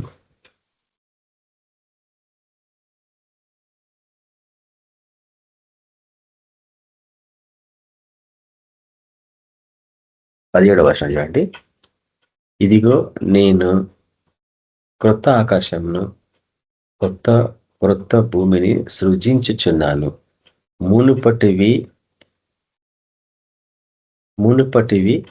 మరుగుపడును, జ్ఞాపకమునకు రావు. దీన్ని నేను వచ్చే వారం మరి దీర్ఘంగా చూపించబోతున్నాను. మునుపటివి తిరిగి జ్ఞాపకానికి రావు, అవి మరవబడతాయి అని ఇందాక చూసినాము ప్రకటన గ్రంథం 21వ అధ్యాయంలో. అదే ఇక్కడ ప్రవచింపబడుతుంది. పాత నిబంధన కాలంలో చెప్పబడ్డ ఈ ప్రవచనము ప్రకటన గ్రంథము 21వ అధ్యాయంలో ఆరంభం కావడము, అది ముగించే కాలానికి మనం సిద్ధమవుతున్నాం అన్నట్టు. మనం ఆల్రెడీ క్రొత్త ఆకాశం. ఎందుకంటే నేను చూపించిన ఎఫెసీయులకు రాసిన పత్రిక 2వ అధ్యాయంలో మనము ఆకాశవాసులము, పరలోకంలో ప్రభువుతో పాటు కూర్చున్న వాళ్ళం. వాళ్ళు క్రొత్త ఆకాశం అయితేనే నువ్వు అక్కడ కూర్చుంటావు. భవిష్యత్తులో ఎప్పుడో జరగబోతుందని ఎదురు చూడడం కాదు, ఆల్రెడీ ఇది జరుగుతుంది. ఎందుకంటే నేను మీకు చూపించిన గతంలో ఆత్మీయ టైం వేరే, ప్రకృతి టైం వేరే. నువ్వు శరీరంలో ఉన్నావు కాబట్టి ఈ లోకపు టైంలో చిక్కబడ్డావు, కానీ ఆత్మలో నువ్వు పరలోకపు టైంతో పోల్చబడతావు. పరలోకపు టైంలో జీవిస్తూ ఉంటావు. నువ్వు గంటలు గంటలు ప్రార్థన చేసినా నీకు టైం తెలియదు. ఎందుకు? నువ్వు ఆత్మలో ప్రార్థిస్తున్నావు కాబట్టి. ఆత్మలో ప్రార్థించడం అంటే భాషల్లో ప్రార్థించడం. మానవ భాషలో ప్రార్థిస్తాను, దేవుని దూతల భాషలతో ప్రార్థిస్తానంటాడు పౌలు భక్తుడు. కాబట్టి మానవ భాషలో ప్రార్థిస్తే అర్ధగంట అయినా ఎక్కువ అనిపిస్తుంది, కానీ పరలోకపు భాషలలో నువ్వు ప్రార్థిస్తే 1 గంట అయినా నీకు 5 నిమిషాల లాగానే అనిపిస్తుంది. ఎందుకంటే ఆత్మీయ టైం అట్లుంటుంది. 2 గంటలైనా నీకు తెలియదు, 3 గంటలైనా నీకు తెలియదు. అప్పుడు దేవుడు నీకు గాఢ నిద్ర కలిగించి భవిష్యత్తులో ఏం జరగబోతుందో అవన్నీ నీకు చూపిస్తాడు. అబ్రాహామునకు చూపించినట్లు అబ్రాహామునకు గాఢ నిద్ర కలిగించి తన సంతానము ఏ రీతిగా ఐగుప్తులో బానిసలాగా జీవించి తిరిగి వాగ్దాన దేశానికి రాబోతుండ్రో అవి చూపించిండు కళలు. దేవుని విధానం అది. కాబట్టి రాత్రి నీకు అవన్నీ బయలుపరచబడతాయి. జ్ఞానం ఎట్లా? కళల రూపకంగా. కాబట్టి నువ్వు సిద్ధపడాలి. ప్రభువా, నేను సిద్ధపడుతున్న ప్రభువా, నాకు అవి బయలుపరచునని రాత్రి నిద్రపోతున్నా నేను నిద్రపోతున్నా విశ్రాంతి తీసుకుని కొరకు కాదు. దేవుడు నాకు అవన్నీ చూపించబోతుండో అందుకొరకు నిద్రపోతాను నేను. ఈ లోకస్తులు ఎందుకు నిద్రపోతారు? అలసిపోయిన మనిషి. మనం అట్లా కాదు. ఈ సత్యాన్ని గ్రహించినాం. ఏంటది? నేను ఎందుకు నిద్రపోతున్నాను? దేవుడు నాకు అవన్నీ అనుగ్రహించబోతుండే కళలను, అవన్నీ చూపించబోతుండే. భవిష్యత్తులో ఏం జరగబోతుంది, నా పరిచయం ఎట్లుంటుంది, నా కుటుంబీకులు ఎట్లుంటారు, నా బిడ్డలు ఎట్లుంటారు, అన్ని చూపిస్తాడు దేవుడు. ఆయన నమ్మదగిన వాడు, వాగ్దానం చేసిండు కాబట్టి. చూడండి, ఇదిగో నేను క్రొత్త ఆకాశంలో క్రొత్త భూమిని సృజించుతున్నాను, మునుపటివి మరువబడును, జ్ఞాపకమునకు రావు. మీరు బాగా అర్థం చేసుకోండి. ఎప్పుడైతే మీరు క్రొత్త ఆకాశంగా మారుతారో, క్రొత్త భూమి అంటే కొత్తగా జన్మించిన వాళ్ళు. క్రొత్త ఆకాశం అంటే పరిశుద్ధాత్మ అభిషేకం పొంది ఆయన కొరకు ప్రత్యేకంగా సేవ చేసిన వాళ్ళు ఆకాశ నక్షత్రంలో వాళ్ళే వెలుగుతూ ఉంటారు అన్నట్టు. కాబట్టి మునుపటివి మరవబడును అంటే నీ పాత జీవితము, పాత శ్రమలు, పాపపు జీవితాలు అన్ని మరవబడతాయి. అవి ఇంకా ఎన్నటికీ జ్ఞాపకంకు రావు. నేను చాలా ప్రయత్నిస్తుంటాను, ప్రభా ఇంకేమైనా నేను గతంలో చేసిన పాపములు నాకు జ్ఞాపకానికి వచ్చేటట్టు ఎందుకు వాటి ఒప్పుకోవాలి నా నోటి ద్వారా. ఒక్కసారి ఒప్పుకున్నాక మళ్ళీ ఎప్పటికీ అవి జ్ఞాపకానికి రావు. ఈ ఉదయం కూడా నేను జ్ఞాపకం చేసుకుంటున్నా, ఎంతో సంవత్సరాల క్రితం ఏమేమి తప్పులు చేస్తున్నావు అన్నిటి జ్ఞాపకం చేయి ప్రభు. ఆయన చేసినప్పుడు నువ్వు మర్చిపోతావు, క్షమాపణ కోరుకున్నాక ఎప్పటికీ జ్ఞాపకం రాకుండా మర్చిపోతాం అన్నట్టు. చూడండి, దాని తర్వాత ఏమంటుండే ఇక్కడ, నేను సృజించుచున్న దాని గురించి మీరు ఎల్లప్పుడూ హర్షించి ఆనందించుడి. చూడండి, ఆయన ఎప్పుడు చేయబో దాని గురించి ఇప్పుడు ఆనందించమంటుండంటే ఇది ఆల్రెడీ మనతో పాటు ఉందనే విషయం గ్రహించాలి మీరు. ఏ వాక్యమైనా కానీ ఒక సీక్రెట్ మీకు చెప్పమంటారా? సమరయ స్త్రీతోని మన ప్రభు మాట్లాడుతున్నాడు. ఏమని మాట్లాడుతుందంటే, అయ్యా మేము ఎక్కడ దేవుని ఆరాధించాలా? మాకు లేదే స్థలము, ఎరుషలేములో మీరు రానియలేదే, ఎరిజిం పర్వతం మీద మా మందిరం ఉండదని మీరు కూలగొట్టిండ్రే, మరి మేము దేవుణ్ణి ఎక్కడ ఆరాధించాలంటే, అమ్మ ఒక దినం వస్తుంది, అది ఇప్పుడే వచ్చింది. చూడండి, భవిష్యత్తులో జరిగేది ఇప్పుడు జరుగుతుందని చెప్తున్నాడు. అంటే ఆత్మీయ టైం అట్లుంటుంది, ముందుకు వెనకలికి ముందుకు పోతా ఉంటుంది. గతంలో ఒకసారి నేను చూపించిన, ఎంతమంది విన్నారో నాకు తెలియదు, కానీ ఈ టైమ్స్ అన్ని క్రీస్ క్రాస్ అంటాం ఇంగ్లీష్లో. క్రీస్ క్రాస్ అంటే ఇట్లా కలుస్తూ ఉంటాయి టైమ్స్. ఒక టైం, ఈ టైం చరిత్రలో ఇవన్నీ కలుస్తుంటాయి. ఆత్మలో ఉన్న వాటికి తెలుస్తాయి. అంటే ఉదాహరణకి మోషే కాలము, ఏలియా కాలాలు ఒకటే కావు కదా. మన ప్రభు కాలము, మోషే కాలము, ఏలియా కాలం ఒకటే కాదు కదా. కానీ ఈ 3 కాలాలు ఒక్కసారి కలుసుకున్నాయి. ఆ పర్వతం మీద మన ప్రభు రూపాంతరం పొందినప్పుడు మోషే ఒక దిక్కు నుంచి, ఏలియా ఇంకొక దిక్కు నుంచి కలిసిండ్రు. అవి టైం లైన్స్ అంటాం వాటిని. ఈయన ఉన్న టైం ఏమో 2000 సంవత్సరాల క్రితం టైం. ఈ టైంలో ఈ తక్కిన 2 టైమ్స్ వచ్చి కలుస్తాయి. ఈ సీక్రెట్ అర్థమైతే నీ సేవ ఎక్కడికో వెళ్ళిపోతుంది. నువ్వు కూడా, నేను చాలా ప్రయత్నిస్తున్నా నా ప్రార్థన జీవితంలో హానోకుని కలవాలని. నేను అదే ప్రార్థన చేస్తున్నా. హానోకుతో మాట్లాడాలని నాకు ఒక తపన ఉంది. అదే రీతిగా పౌలు గారితో కలిసి మాట్లాడిన ఒక తపనం. కొంతమంది పురాతనమైన భక్తులను కలిసిన, నేను వాళ్ళ పేరు నాకు తెలియదు, మరి అమ్మని కూడా కలిసిన, కానీ మాట్లాడలేదు. కల్పిస్తాడు దేవుడు అవకాశం. ఎందుకంటే నీ ఆశ ఎక్కడుందో ఊహించుకో. ఇల్లు సంపాదించుకోవాలనుందా, పిల్లల్ని సంపాదించుకోవాలనుందా, సంతానం కావాలనుందా, ఉద్యోగం కావాలనుందా, పెళ్లి కావాలనుందా, అవే దొరుకుతాయి. ప్రభుత్వం సంభాషించాలా, ప్రభుని దర్శించాలా, దేవుడితో మాట్లాడాలా, పురాతన భక్తులతో మాట్లాడాలా. అక్కడ అక్కడ అనేకమైన నివాసములు గల వాటికి తాళాలు ఉన్నాయి. ఆ నివాసంలో ఏమున్నాయో చూడాలా. అక్కడ పెద్ద లైబ్రరీస్ ఉన్నాయి, కొన్ని లక్షల కోట్ల పుస్తకాలు ఉన్నాయి. అందులో దేవుని సంకల్పాలు ఎన్నో రాయబడ్డాయి. అవన్నీ తెలుసుకోవాలా, అక్కడ పోవాలా. దేవుడితో రాని లోపలికి నీకు యోగ్యత లేదు ఇక్కడ రావడానికి. నువ్వు అందులోకి పోయి ఆ పుస్తకాలు చదివే యోగ్యత నీకు లేదు. ఎప్పుడు సంపాదించుకుంటావు ఆ యోగ్యత? కాలం ముగించినాకనా, ఈ శరీరంలో ఉన్నప్పుడేనా? కాబట్టి ఎంత స్పీడ్గా మీరు ప్రయత్నిస్తారు, ఎంత స్పీడ్గా పరిగెత్తుతారు. ఇందాక చూసినాం పరిగెత్తుతున్నామని. ఆయన పరిగెత్తుతున్నాడు, పెళ్లి కుమారుడు. చూడండి మరోసారి,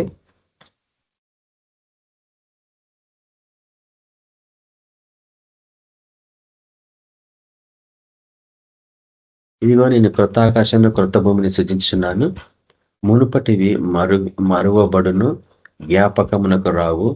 నేను సృజించిన దాని గురించి మీరు ఎల్లప్పుడూ హర్షించి ఆనందించుడి. మీరు సంతోషించాల కొత్త ఆకాశం గురించి, కొత్త భూమి గురించి. అంటే గొప్ప జన సమూహం అందరూ హతసాక్షులై ప్రభు సన్నిధికి వస్తున్నారు.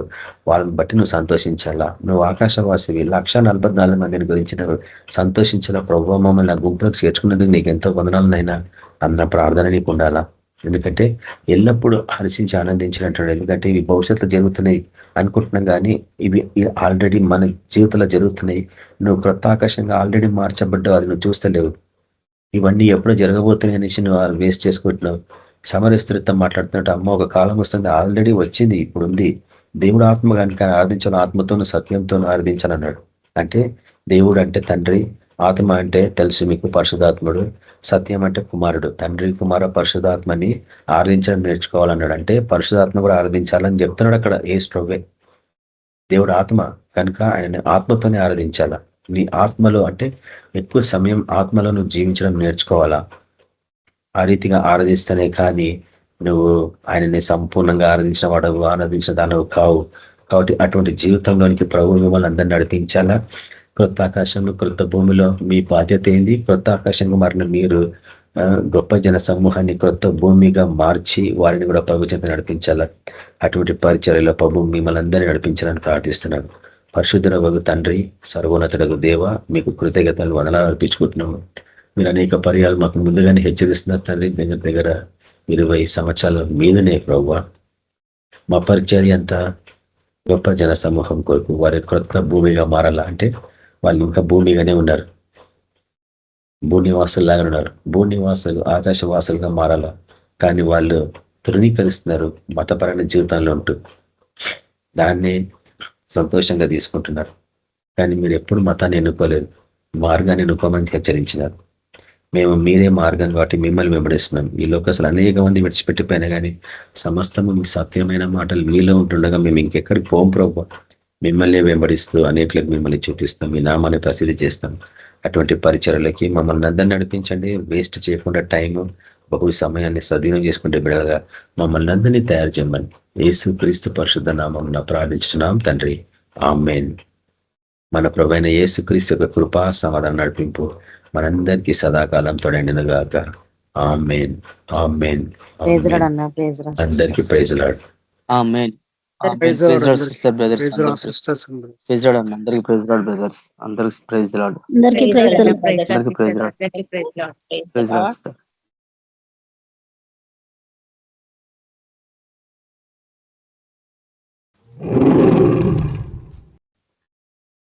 యోహాను సువార్త 6వ అధ్యాయము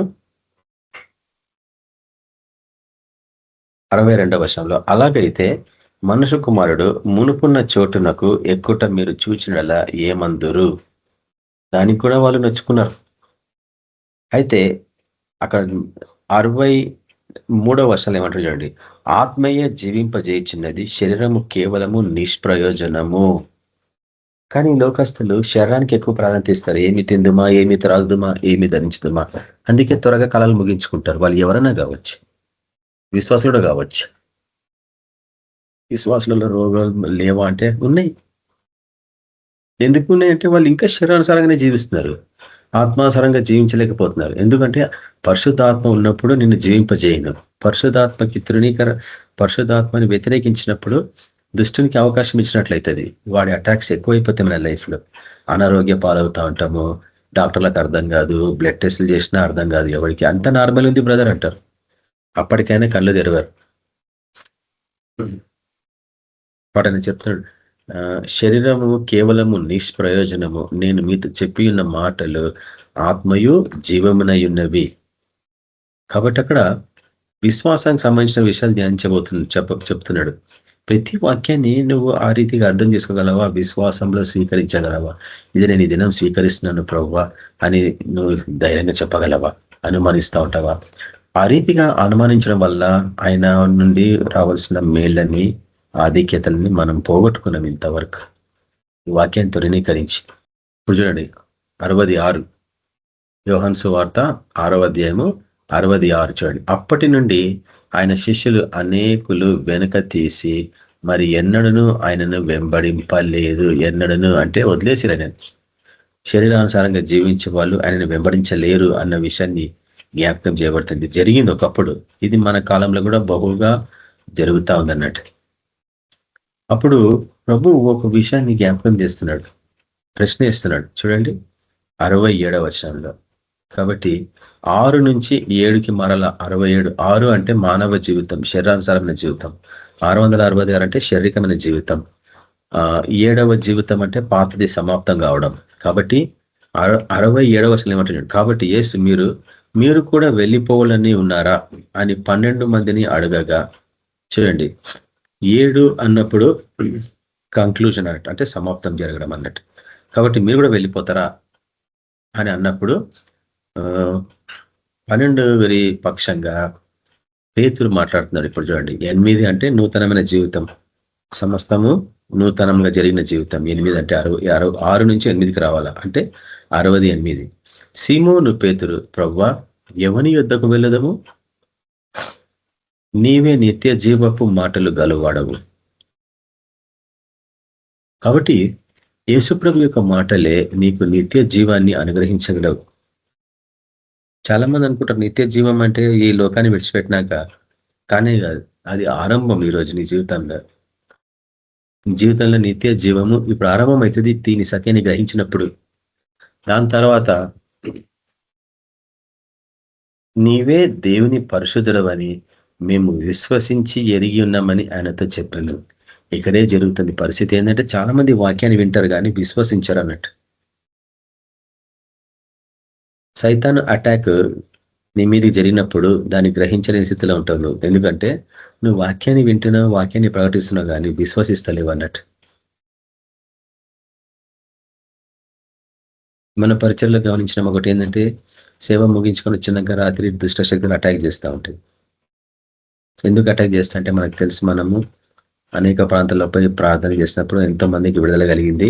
ఆ దుష్ట ఆత్మలు మనల్ని సతాయిస్తాయి వచ్చి. అందుకే సాయంత్రం రాగానే మనం ఏం చేస్తాం, కనీసం ఒక అర్ధ గంట నుంచి 30 గంట ప్రార్థనలో కూర్చుంటాం, భాషలలో దేవుని స్తుతిస్తాం, గణపరుస్తాం, ఆయన సత్యాలను గ్రహించడానికి ప్రయత్నిస్తాం. దాని తర్వాతనే పండుకుంటాం. అప్పుడు అటాక్స్ జరగవు. ఎందుకంటే నీ చుట్టూ దహించి అగ్ని ఉంటుంది కాబట్టి, నీలో అగ్ని ఉంటుంది కాబట్టి. నువ్వు భాషల్లో ప్రార్థన చేయనంత వరకు నీకు అగ్ని ఉండదు, నీలో అగ్ని ఉండదు. నీలో అగ్ని లేకపోతే అటాక్స్ తప్పవు. ఎందుకంటే అగ్ని ఆరిపోతేనే దుష్టుడు వస్తాడు నీ దగ్గరికి. అగ్ని ఉన్నంత వరకు వాడు రాడు నీ దగ్గరికి. నీలో అగ్ని ఆరిపోవడానికి కారణాలు ఏంది?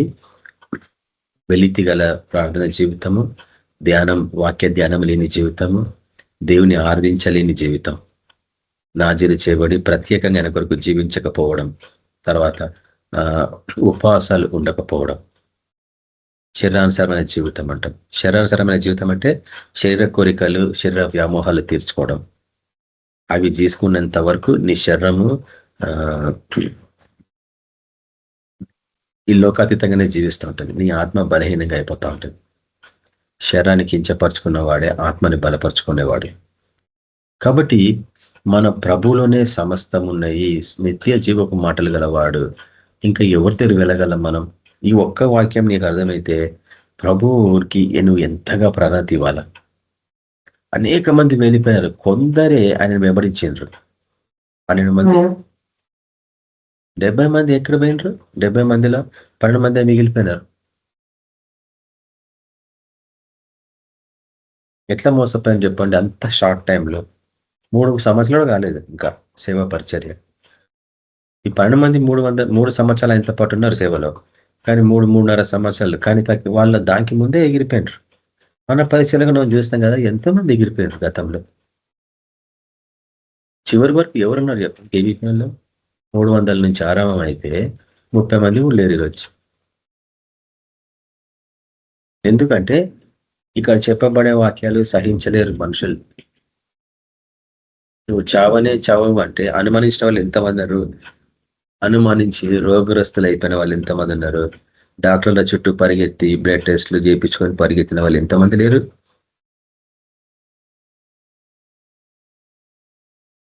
అవిధేయత వలన అనారోగ్య పాలవుతున్నారు ఈరోజు దేవుని బిడ్డలు. అది ఆయన పొందిన గాలి చేసే స్వస్థత అని వాక్యం రాయబడలేదా? మళ్ళీ ఎందుకు లేదు నీకు స్వస్థత? ఏది సైతాను అటాక్ అనేది నువ్వు గ్రహించకపోతే మనకు తెలుసు ప్రతి అనారోగ్యము వాడి ద్వారా రావాల్సిందే. ఇంకా ప్రభులు లేవు ఆ రోగాలు. ప్రభు సృష్టించినప్పుడు అంతా బాగుందన్నాడు. పాపం వలన ఇవన్నీ కొత్తగా పుట్టుకొని వచ్చినాయి ఈ లోకంలోకి. అంతకుముందు లేదు మరణం. మరణం అప్పుడే రిలీజ్ అయింది ఫస్ట్ టైం. అది సైతాను కానీ సాతానుడు ఆ చెడ్డ ఆత్మని లోపరుచుకుండాని నేను కూడా చూపించిన వాక్యం ప్రకటన గ్రంథంలో. ఎప్పుడు ఆదామవ్వల కాలంలోనే అవిధేయత వలన, ఒక మనిషిని అవిధేయత వలన మరణం ఈ లోకానికి వచ్చిందని చూపించిన వాక్యం రోగులు రాసిన పత్రికల్లో. కానీ ఆత్మ వలన జీవంనిచ్చు ఇంకొక మనుషుడు ఈ లోకాలు రావాల్సి వచ్చింది. ఆయననే యేసు ప్రభుల వారు. కాబట్టి ప్రకటన గ్రంథంలోని 21వ అధ్యాయాన్ని మనము ధ్యానిస్తున్నాము. చూడండి, క్రొత్త ఆకాశము క్రొత్త భూమికి సంబంధించిన వాక్యాలు అవి. చూడండి ఒకసారి ప్రకటన గ్రంథము 21వ అధ్యాయము. సముద్రం ఇకను లేదు అన్న అంశం గురించి మనం దీర్ఘంగా ధ్యానించినాం గతంలో. అంతటా నేను క్రొత్త ఆకాశంలో క్రొత్త భూమిని చూచితిని. మొదటి ఆకాశంలో మొదటి భూమి గతించిపోయిను, సముద్రమును ఇక లేదు. మరియు నేను నూతనమైన యెరూషలేము అను ఆ పరిశుద్ధ పట్టణము తన భర్త కొరకు అలంకరింపబడిన పెళ్లి కుమార్తె వలె సిద్ధపడి పరలోకమందున దేవుని యొద్ద నుండి దిగి వచ్చిన చూచితిని. కాబట్టి చాలా మంది ఇక్కడ నుంచి పైకి ఎక్కిపోతుంది పెళ్లి కుమార్తె అని అంటారు. కానీ ఇక్కడ మటుకు యోహాను భక్తుడు చూస్తున్న దర్శనంలో పరలోకం నుంచి కిందికి దిగి వస్తుంది పెళ్లి కుమార్తె. ఎందుకు చెప్పండి? మొదటి ఆకాశము భూమికి సంబంధమైంది. అంటే మొదటి ఆకాశము అంటే పాతది, మొదటి భూమి పాతది. ఇవి క్రొత్తగా మారాలా అంటే నిజంగా ఇవి మహావేంద్రంగా కాలిపోతాయి అంటే కాలిపోవు. ఎందుకంటే ఆయన వీటిని ఎంత బాగా సృష్టించాడు. ఆదాము కాలానికి ముందు, మనిషిని సృష్టించక ముందు ఆది యందు భూమి ఆకాశంను సృజించను అని మనం చూస్తాం ఆదికాండం 1వ అధ్యాయంలో. ఆ కాలం నుంచి ఈ రోజు వరకు కూడా ఇవి ఉన్నాయి. కానీ కీర్తనకారుడు వాటిని విశదీకరిస్తూ ఏమంటుండో చూడండి. కీర్తనల గ్రంథము ఒకసారి చూద్దాం. కీర్తన గ్రంథము 19వ అధ్యాయం. కీర్తన గ్రంథము 19వ అధ్యాయము చూడండి, మొదటి వచనం. ఆకాశములు దేవుని మహిమను వివరించుచున్నవి, అంతరిక్షము ఆయన చేతి పనిని ప్రచురపరచుచున్నది. పగటికి పగలు బోధించుచున్నది, బోధ చేయుచున్నది. రాత్రికి రాత్రి జ్ఞానము తెలుపుచున్నది. వాటికి భాష లేదు, మాటలు లేవు, వాటి స్వరము వినబడదు. వాటి కొలసులు భూమి అందంతటా వ్యాపించి ఉన్నది. లోక దిగంతముల వరకు వాటి ప్రకటనలు బయలు వెలుచున్నవి. వాటిలో ఆయన సూర్యునికి గుడారము వేసెను. చూడండి, అతడు తన అంతఃపురంలో నుండి బయలుదేరు పెళ్లి కుమారుని వల్లే ఉన్నాడు.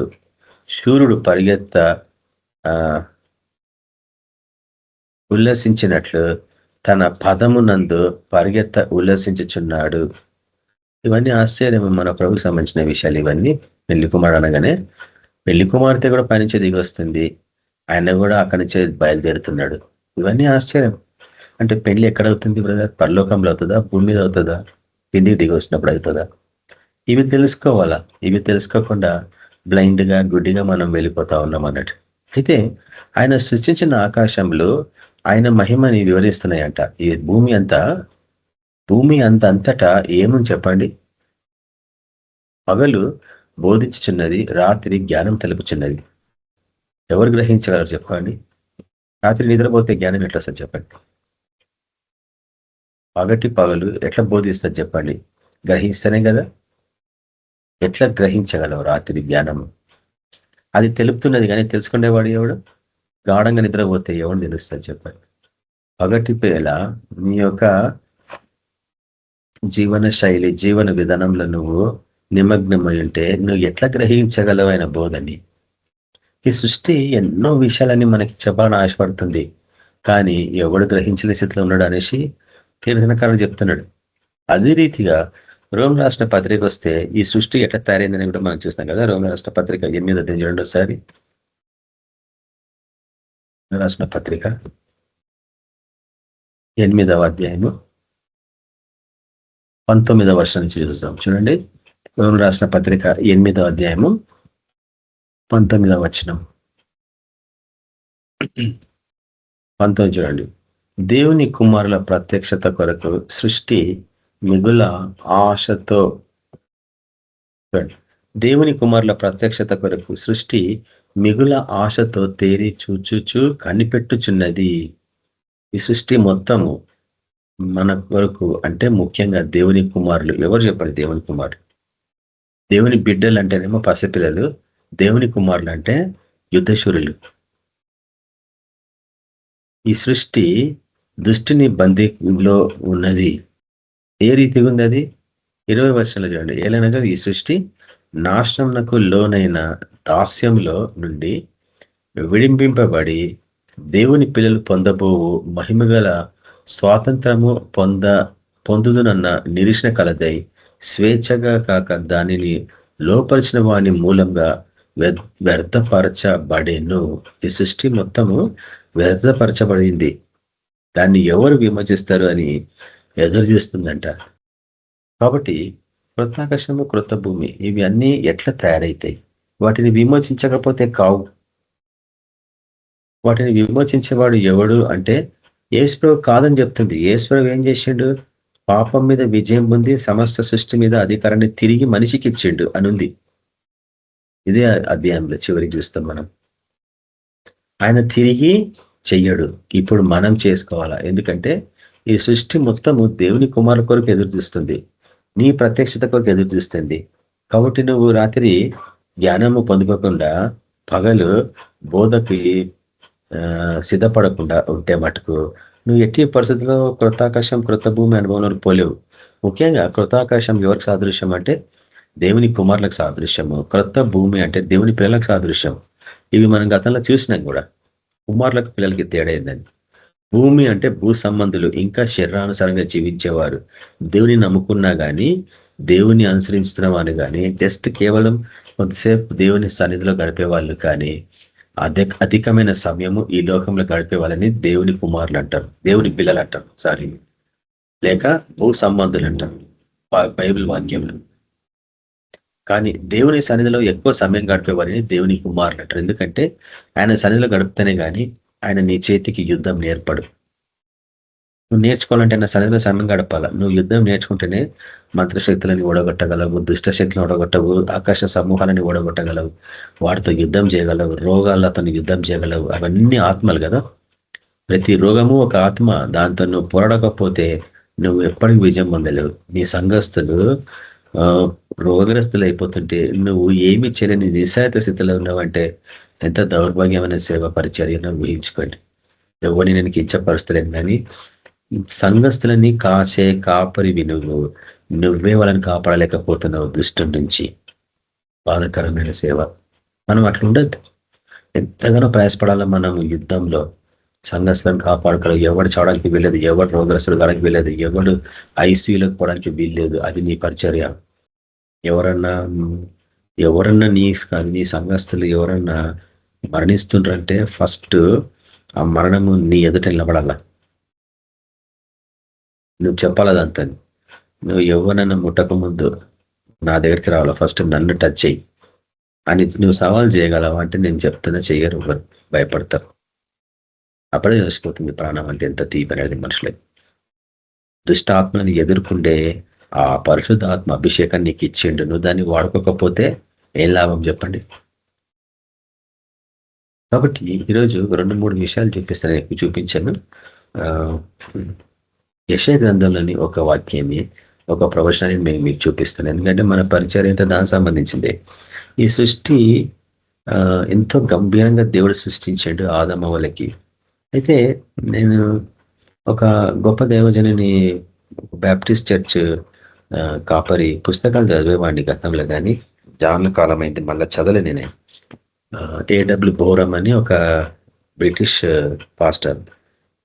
దాని తర్వాత ఆయన ఆస్ట్రేలియాలో దీర్ఘకాలం జీవించి అక్కడే కాలాన్ని ముగించుకుండు. ఈయన పరిచర్యలో ఈయన రాసిన పుస్తకాలలో ఒక విషయాన్ని నేను చదివినాను.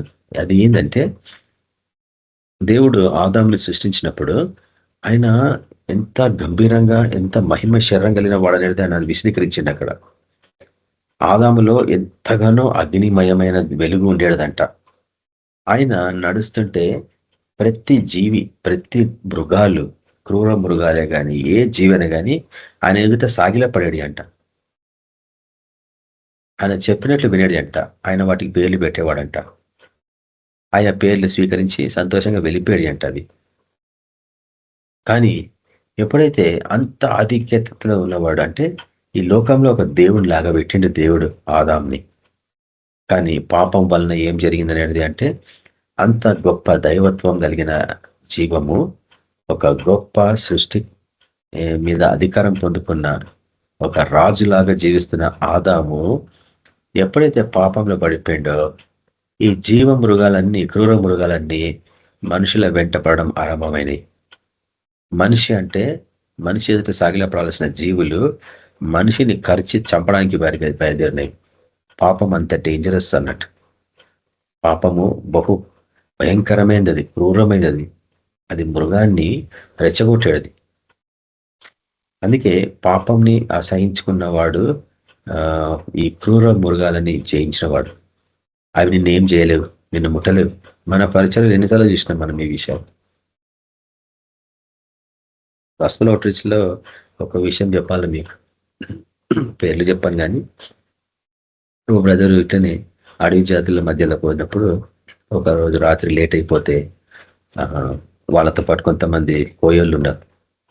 వాళ్ళు ఏం చేస్తున్నారు, ఒక రాత్రి లేట్ అయిపోయింది, మనం ఈ చీకట్లో మన స్థావరాలు మనం కనుక్కోలేము రూట్, కాబట్టి రాత్రి మనం ఎక్కడే గడపాలో తెల్లారి వెళ్ళిపోదామని వాళ్ళు ఒక చిన్న తడికెలాగా వేసేసి పైన ఈ బ్రదర్, మన గాస్పెల్ అవుట్రీచ్ బ్రదర్ ఒకటి పండుకున్నాడు, కింద వీళ్ళు కోయళ్ళు కాపలా కాస్తూ వాళ్ళు పండుకున్నారు. కొంతసేపటికి పులి వచ్చిందంట అడికి. అది వస్తుంటేనే ఆ వాసన, భరించలేని వాసనకి వీళ్ళు మేలుకుంటున్నారంట పైన. అయితే అది అరుసుకుంటూ వస్తుంటే వీళ్ళకి ఎక్కడిని భయం వేసిందంట. ఇంకా అది చాలా దగ్గరకు వచ్చేసిందంట. అయితే ఈ కోయోళ్ళు వాళ్ళ విధానాలు ఉంటాయి కదా, వాళ్ళు లేచి పెద్దగా అరవడం, ఆ అరుపులకి దాన్ని భయపెట్టి పంపించేసారంట. అది సాక్ష్యం చెప్తుంటే నేను ఆశ్చర్యపోయినాను. అట్లా ఆ బ్రదర్ ఇప్పుడు మనతో పాటు సేవలు ఉన్నాడు ఈరోజు. అంటే పాపపు నియమాలు నీ ఆధీనంలో ఉన్నాయి, ఏమంటాము, నీ అధికారం క్రింద లోబడాల్సినవి, నీ అధికారాన్ని సవాల్ చేసి నీ మీద పడి నిన్ను చంపడానికి ప్రయత్నిస్తున్నాయి. దుష్టుడు అట్లా రెచ్చగొట్టింది సృష్టంని. నువ్వు చెప్పినట్లు వినాలా? యెహోషువ ప్రార్థన చేస్తే సూర్యుడు చంద్రుడు విన్నారా లేదా? అవి కూడా జీవులే కదా. మన ప్రభు గద్దిస్తే తుఫాను విన్నదా లేదా? ఈ జీవులు నీ మాట వినాలా, ఈ సృష్టి నీ మాట వినాలా అంటే నువ్వు ప్రభులాగా తయారు కావాలా. అప్పుడే కృత ఆకాశం, కృత భూమి అనుభవం అన్నట్టు. చాలా మంది ఏమంటారంటే బైబిల్ కామెంటరీస్లలో, చర్చెస్లలో, బైబిల్ బోధలో ఇవి భవిష్యత్తులో ఎప్పుడో జరగబోతున్నాయి బ్రదర్ అంటారు. కానే కాదు మన దృష్టిలో. ఎందుకంటే మనకు తెలిసి విషయం ఏంటంటే, పాతవి గతించినప్పుడు సమస్తం కృతమైనాయంటే ఎప్పుడు భవిష్యత్తులో కాదు, ఈరోజు నీ పాపాలు ఒప్పుకుంటే నువ్వు నూతన సృష్టి. క్రీస్తు యేసు ఉన్నవాడు నూతన సృష్టి అంటే నూతన ఆకాశం, నువ్వు నూతన భూమి అన్నట్టు. కానీ ఈ సృష్టి రోజు ఎంత భయంకరంగా ఉంది. ఎక్కడ చూసినా బలాత్కారంతో నిండి ఉంది కదా. నిన్నటి దినం మనకు తెలుసు, February 28 ఎప్పుడు మర్చిపోలేని కాలం అది. ఎందుకంటే ఇరాన్ లీడరు వాళ్ళ మతాధిపతి అయటోల్లా ఖొమైనీ కదా ఆయన పేరు, అయటోల్లా ఖొమైనీ. ఆయన మరణించినట్లు న్యూస్ అంతా స్ప్రెడ్ అయింది. ఇతను ప్రపంచమంతట్లో ఇస్లామిక్ మతానికి ఎక్కువ ప్రాముఖ్యమైన వ్యక్తి అన్నట్టు ఈ ఖొమైనీ అనేవాడు. చాలా మంది తెలియదు. కొంతకాలం కిందట నేను చూపించిన మీకు ఈ ఆయుటోల కొమేని గురించి. అక్కడ రికార్డింగ్స్ లో మీరు ఉంటారు, చూసింటారు. ఈ ఆయుటోల కొమేని ఇరాన్ లీడరు. ఆయన నిన్న ఇజ్రాయెల్ అమెరికన్ యుద్ధ వాళ్ళు వేసిన బాంబులకి అతను చనిపోయాడు.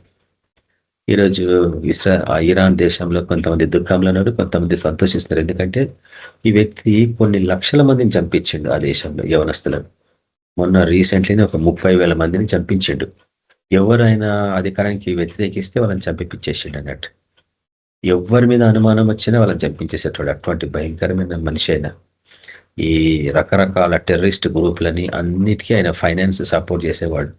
ఎట్లన్నా ఇస్లాము దేశాన్ని స్థాపించాలా ప్రపంచంలో అన్న తీర్మానం కలిగిన వాడు. కానీ నేను కొంతకాలం కిందట ఓపెన్గానే మీకు చూపించినాను, దేవుడు ఆ యొక్క అమెరికన్ ప్రెసిడెంట్ ట్రంప్ని ఎందుకు ఎన్నుకున్నాడు నేను. దేవుని బిడ్డలకి వ్యతిరేకంగా ఉన్న వారిని ఎవరిని ఆయన సహించలేడని. కానీ ఎంతో కాలంగా ప్రార్థిస్తున్న దేవుని బిడ్డల ప్రార్థనలు విని దేవుడు ఈ లీడర్ని ఇచ్చిండు. ఈయన ఎవరికి భయపడడానికి మనం చూపించిన తర్వాత ఈయన ఎటువంటి వాడనేది కూడా నేను చూపించిన వాక్యానుసారంగా రాజుల గ్రంథంలో మనం చూస్తాము. ఇతను యెహూ లాంటి వాడని కూడా నేను చూపించిన గతంలో రికార్డింగ్స్ లో ఉంది. యెహూ ఏ రీతిగా యెజబెల్ ని మరణానికి అప్పగించాడు, అదే రీతిగా ట్రంప్ కూడా దేవుని బిడలకి వ్యతిరేకంగా, దేవుని రాజ్యానికి వ్యతిరేకంగా, దేవుని న్యాయ విధాలకి వ్యతిరేకంగా ఉండేవారిని ఎవరిని సహించలేదు. ఆయన మొట్టమొదటిసారి ప్రెసిడెంట్ కాకముందు హిలరీ క్లింటన్కి వ్యతిరేకంగా వాడిండు, ఆమెను ఓడగొట్టిండు. ఆమె జీవన విధానాన్ని బాహాటంగా చూపించండి అందరికీ. ఆమె ఎంత అన్యాయంగా జీవించింది, ఎంతమందిని చంపించింది అని కూడా ఆయన చూపించిండు పబ్లిక్ లో. ఆమెను ఓడగొట్టినాక దాని తర్వాత రెండవసారి ఇంకొక లేడీ కదా, కమలా హ్యారిస్, ఆమె కూడా స్త్రీనే కదా. వీళ్ళందరూ ఉపమాన రీతిగా యెజబెల్కి సాదృశ్యం. వీళ్ళు ప్రపంచాన్ని పరిపాలించిన తీర్మానించుకున్న స్త్రీలు వీళ్ళు. కానీ వాళ్ళ జీవనం ఏమంత బాగాలేదు, వ్యతిరేకంగా ఉండేవాళ్ళు. దాని తర్వాత ఈరోజు మతపరమైన జీవితము, యెజబెల్ జీవితం అని మనకు తెలుసు. ప్రపంచం అంతటా దేవుని బిడ్డలకి వ్యతిరేకంగా ఉండి ఎంతమంది దేవుని బిడ్డల రక్తాన్ని రుచి చూసిన ఈ మతము దాన్ని చంపడానికి తీర్మానించుకున్నాడు ఇతను. యెహూ ఎటువంటి వాడంటే ఆహాబు కుమారుడు యెహోరామును ఎక్కడ చంపినా మీకు తెలుసు, నాబోతు పొలంలో. నాబోతుని చంపినట్టు మనం చూస్తాం కదా. ఆహాబు నాబోతు పొలంలోనే చంపించిండు. అదే నాబోతు పొలంలో ఆహాబు కుమారుడు యెహోరాముని యెహూ చంపినట్లు నేను చూపించిన మీకు. కాబట్టి ట్రంప్ జీవన విధానము దేవుని నడిపింపు అని నేను చూపించిన. ఎందుకంటే ఈ లోకంలో జరుగుతున్న తిరుగుబాటుతనాన్ని ఎదుర్కొండే వాళ్ళల్లో ఇతను ఒక్కడు తప్ప ఎవరు కనిపించినది నేను మీకు చూపించిన గతంలో. తర్వాత ఆయన క్రైస్తవులకి ఎంత సపోర్ట్ ఉంటాడని నేను చూపించిన మీకు. ఏ దేశం క్రైస్తవులకు వ్యతిరేకంగా ఉంటే ఆ దేశం మీద ఆయన పెనాల్టీస్ వేసిండు, టారిఫ్ వేసిండు కూడా నేను చూపించిన మీకు. ఒత్తిడి పెట్టిండు క్రైస్తవులకి, ఎక్కడ వ్యతిరేకంగా ఉన్నా నేను అక్కడ ఉంటా అని చెప్పిండు ఓపెన్గా. అదే రీతిగా మతపరమైన జీవితంలో మనం చూస్తాం. ఇశ్రాయేల్ ప్రజలు ఏ రీతిగా అయితే బయలుదేవతకి తమ బిడ్డల్ని బలిగా అర్పించిండ్రో, ఈ ట్రంప్ ఆయన గెలిచినాక అబార్షన్ లాకి వ్యతిరేకంగా నిలబడి జయం పొందిండు. సుప్రీంకోర్టులో విజయం పొందిండు ఆయన. అబార్షన్ గవర్నమెంట్ సపోర్ట్ చేసేది ఆ ట్రంప్కి ముందు. ఆ రీతిగా క్రైస్తవ బిడ్డలి గర్భంలో ఎంతమందినో చంపేసారు వాళ్ళు. పాత నిబంధన కాలంలో బలిదేవతకి బలి అర్పించడం అంటే పిల్లల్ని చంపడం. కొత్త నిబంధన కాలంలో అబార్షన్సే బలిదేవతకి పిల్లల్ని అర్పించడం అని నేను మీకు చూపించిన గతంలో చాలాసార్లు రికార్డింగ్స్. కాబట్టి మనము అబార్షన్స్ కి వ్యతిరేకం. నీ పరిచర్య నువ్వు దాన్ని ఎట్టి పరిస్థితుల్లో సమర్థించద్దు. సరే, ఎమర్జెన్సీలో తల్లి ప్రాణానికి హాని జరుగుతుందంటే ఏదో సపోర్ట్ చేస్తాం, కానీ ఎట్టి పరిస్థితుల్లో అబార్షన్ ని సపోర్ట్ చేస్తే దేవుని ఆత్మ నీతో ఉండదు. ట్రంప్ ఆ రీతిగా అబార్షన్ లాని ధిక్కరించి దాన్ని ఆపివేసింది. ఇప్పుడు అబార్షన్స్ లీగల్ కాదు దేశంలో. ఎందుకంటే అబార్షన్ అనేది నరహత్య, దేవుడు చిన్న ప్రాణాన్ని నువ్వు హత్య చేయడం అన్నట్టు. అయితే ఒక్కటే వాక్యాన్ని ఇంకా నేను చూపించేసి ఈ రోజుకి క్లోజ్ చేస్తే, వచ్చే వారం మరీ దీర్ఘంగా ముఖ్యంగా 4వ వచనాన్ని మనం చూడబోతున్నాం. ఏందది? ఒకసారి చూడండి. 4వ వచనం, ప్రకటన గ్రంథము 21వ అధ్యాయము 4వ వచనం. ఆయన వారి ప్రతి కన్నుల ప్రతి బాష్ప బిందును తుడిచివేయను, మరణం ఇక ఉండదు, దుఃఖమైనను ఏడుపైనను వేదనైనను ఇక ఉండదు, మొదటి సంగతులు గతించిపోయెను, సింహాసనం నుండి వచ్చిన గొప్ప స్వరము చెప్పుట వింటిని. కాబట్టి మొదటి సంగతులు అన్న అంశం గురించి వచ్చేవారు నేను దీర్ఘంగా మీకు చూపించబోతున్నాను. ఈ మొదటి సంగతులు ఏందనేది ఇంతకు ముందు ఒకసారి నేను చూపించిన, మనం ఉంటుంది కొత్త యుగం. పాత యుగాలు ముగించిపోయినాయి. అంటే పాత టెక్నాలజీస్, పాత విధానాలు, పాత సంస్కృతి, పాత ఉద్యోగాలు ఇవన్నీ మాయమైపోయి ఇప్పుడు కొత్త టెక్నాలజీస్, కొత్త ఉద్యోగాలు, కొత్త చదువులు స్టార్ట్ అయిపోతున్నాయి. సో మనం కూడా వాటికి ఓపెన్గా ఉండాలా, వాటిని స్వీకరించాలా, వాటిని నేర్చుకోవాలా. మనము, మన పిల్లలు, మన కుటుంబాలు బ్రతకాలంటే కొత్త టెక్నాలజీస్ నేర్చుకోవాలా. నేను స్ట్రైట్గా చెప్తున్నా అందరికీ. నేను ఇట్లనే ఉంటా అంటే అది నీ ఇష్టం. నువ్వు కొత్త టెక్నాలజీలు నేర్చుకోవాలా, కొత్త సాఫ్ట్వేర్స్, కొత్త ప్రోగ్రామ్స్ నేర్చుకోవాలా, అన్నీ నేర్చుకోవాలా. మీరు కొంచెం కష్టపడడం నేర్చుకోవాలి. ఎందుకంటే క్రైస్తవ జీవితము కష్టంతో కూడింది. ఏషావు జీవితము సుఖంతో కూడింది. ఈ లోకస్తులు సుఖాన్ని ఆశ్రయించినారు. మనము బహు కష్టాలను రుచి చూసే వాళ్ళము. దానికి తగిన ప్రతిఫలం మనం పొందుకుంటామని కూడా మనకు తెలుసు. ఒకసారి చూడండి, యెషయా గ్రంథాన్ని ఒక వాక్యాన్ని చూపించేసి నేను ఈ వాక్యాన్ని ఈ దినానికి ముగించేస్తున్నాను. యెషయా గ్రంథంలో మనము దేవుడు మొదటిగానే దాన్ని బయలుపరిచిండు. ఏంటది? యెషయా భక్తుల ద్వారా ఆ విషయాన్ని హెచ్చరిస్తుండు. ఏంటంటే, నేను భవిష్యత్తులో కొత్త ఆకాశాన్ని, కొత్త భూమిని సృష్టించబోతున్నాను, ఇవ్వబోతున్నాను, మీకు పాతవి గతించబోతున్నాయి అని చెప్తున్నాడు. చూడండి ఇక్కడ యెషయా గ్రంథము స్క్రీన్ మీద కనిపిస్తుంది అనుకుంటా. నేను యెషయా గ్రంథము 65వ అధ్యాయం. యెషయా భక్తుడు గురించి మనం బహుదీర్ఘంగా గతంలో చూసినాం. మనం ఏంటంటే, యెషయా గ్రంథము మినీ బైబిల్ అంటాం. అంటే బైబిల్ మొత్తంని, దాని సారాంశాన్ని రాస్తే యెషయా గ్రంథం అంటాం. సో యెషయా గ్రంథం చదివేవాడికి బైబిల్ యొక్క సారాంశం అర్థమైపోతుంది అన్నట్టు.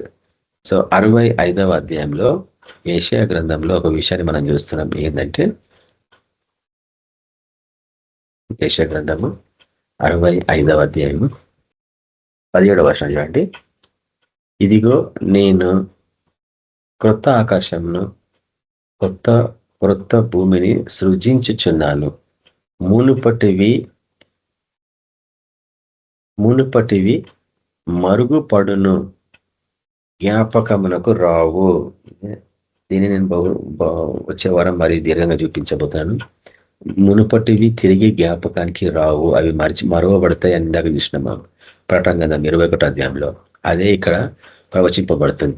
పాత నిబంధన కాలంలో చెప్పబడ్డ ఈ ప్రవచనము ప్రకటన గ్రంథము 21వ అధ్యాయంలో ఆరంభం కావడము, అది ముగించే కాలానికి మనం సిద్ధమవుతున్నాం అన్నట్టు. మనం ఆల్రెడీ క్రొత్త ఆకాశం. ఎందుకంటే నేను చూపించిన ఎఫెసీయులకు రాసిన పత్రిక 2వ అధ్యాయంలో మనము ఆకాశవాసులము, పరలోకంలో ప్రభువుతో పాటు కూర్చున్న వాళ్ళం. వాళ్ళు క్రొత్త ఆకాశం అయితేనే నువ్వు అక్కడ కూర్చుంటావు. భవిష్యత్తులో ఎప్పుడో జరగబోతుందని ఎదురు చూడడం కాదు, ఆల్రెడీ ఇది జరుగుతుంది. ఎందుకంటే నేను మీకు చూపించిన గతంలో ఆత్మీయ టైం వేరే, ప్రకృతి టైం వేరే.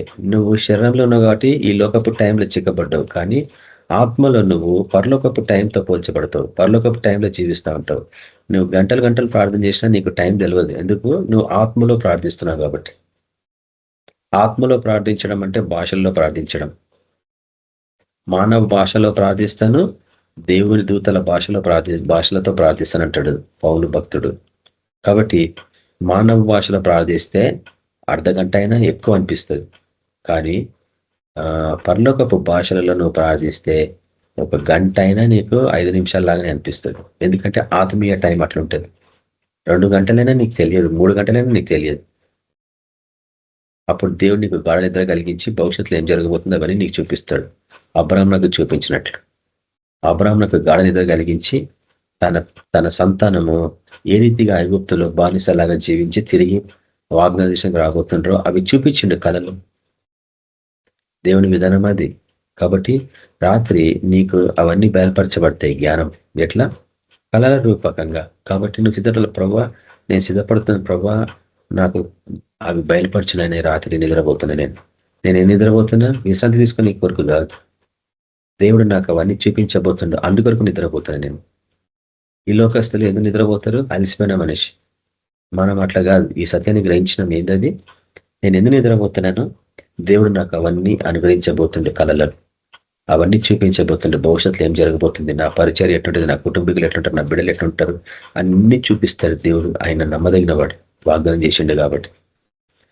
చూడండి, ఇదిగో నేను క్రొత్త ఆకాశంలో క్రొత్త భూమిని సృజించుతున్నాను, మునుపటివి మరువబడును, జ్ఞాపకమునకు రావు.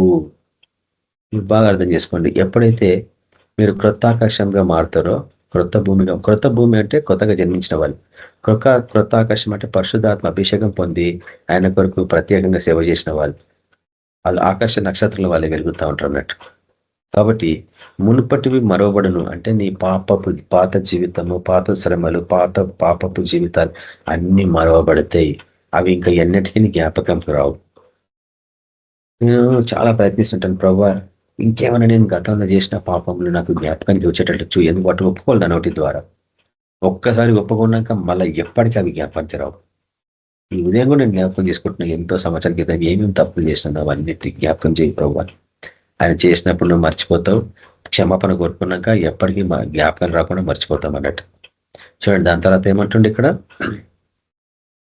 నేను సృజించుచున్న దాని గురించి మీరు ఎల్లప్పుడూ హర్షించి ఆనందించుడి.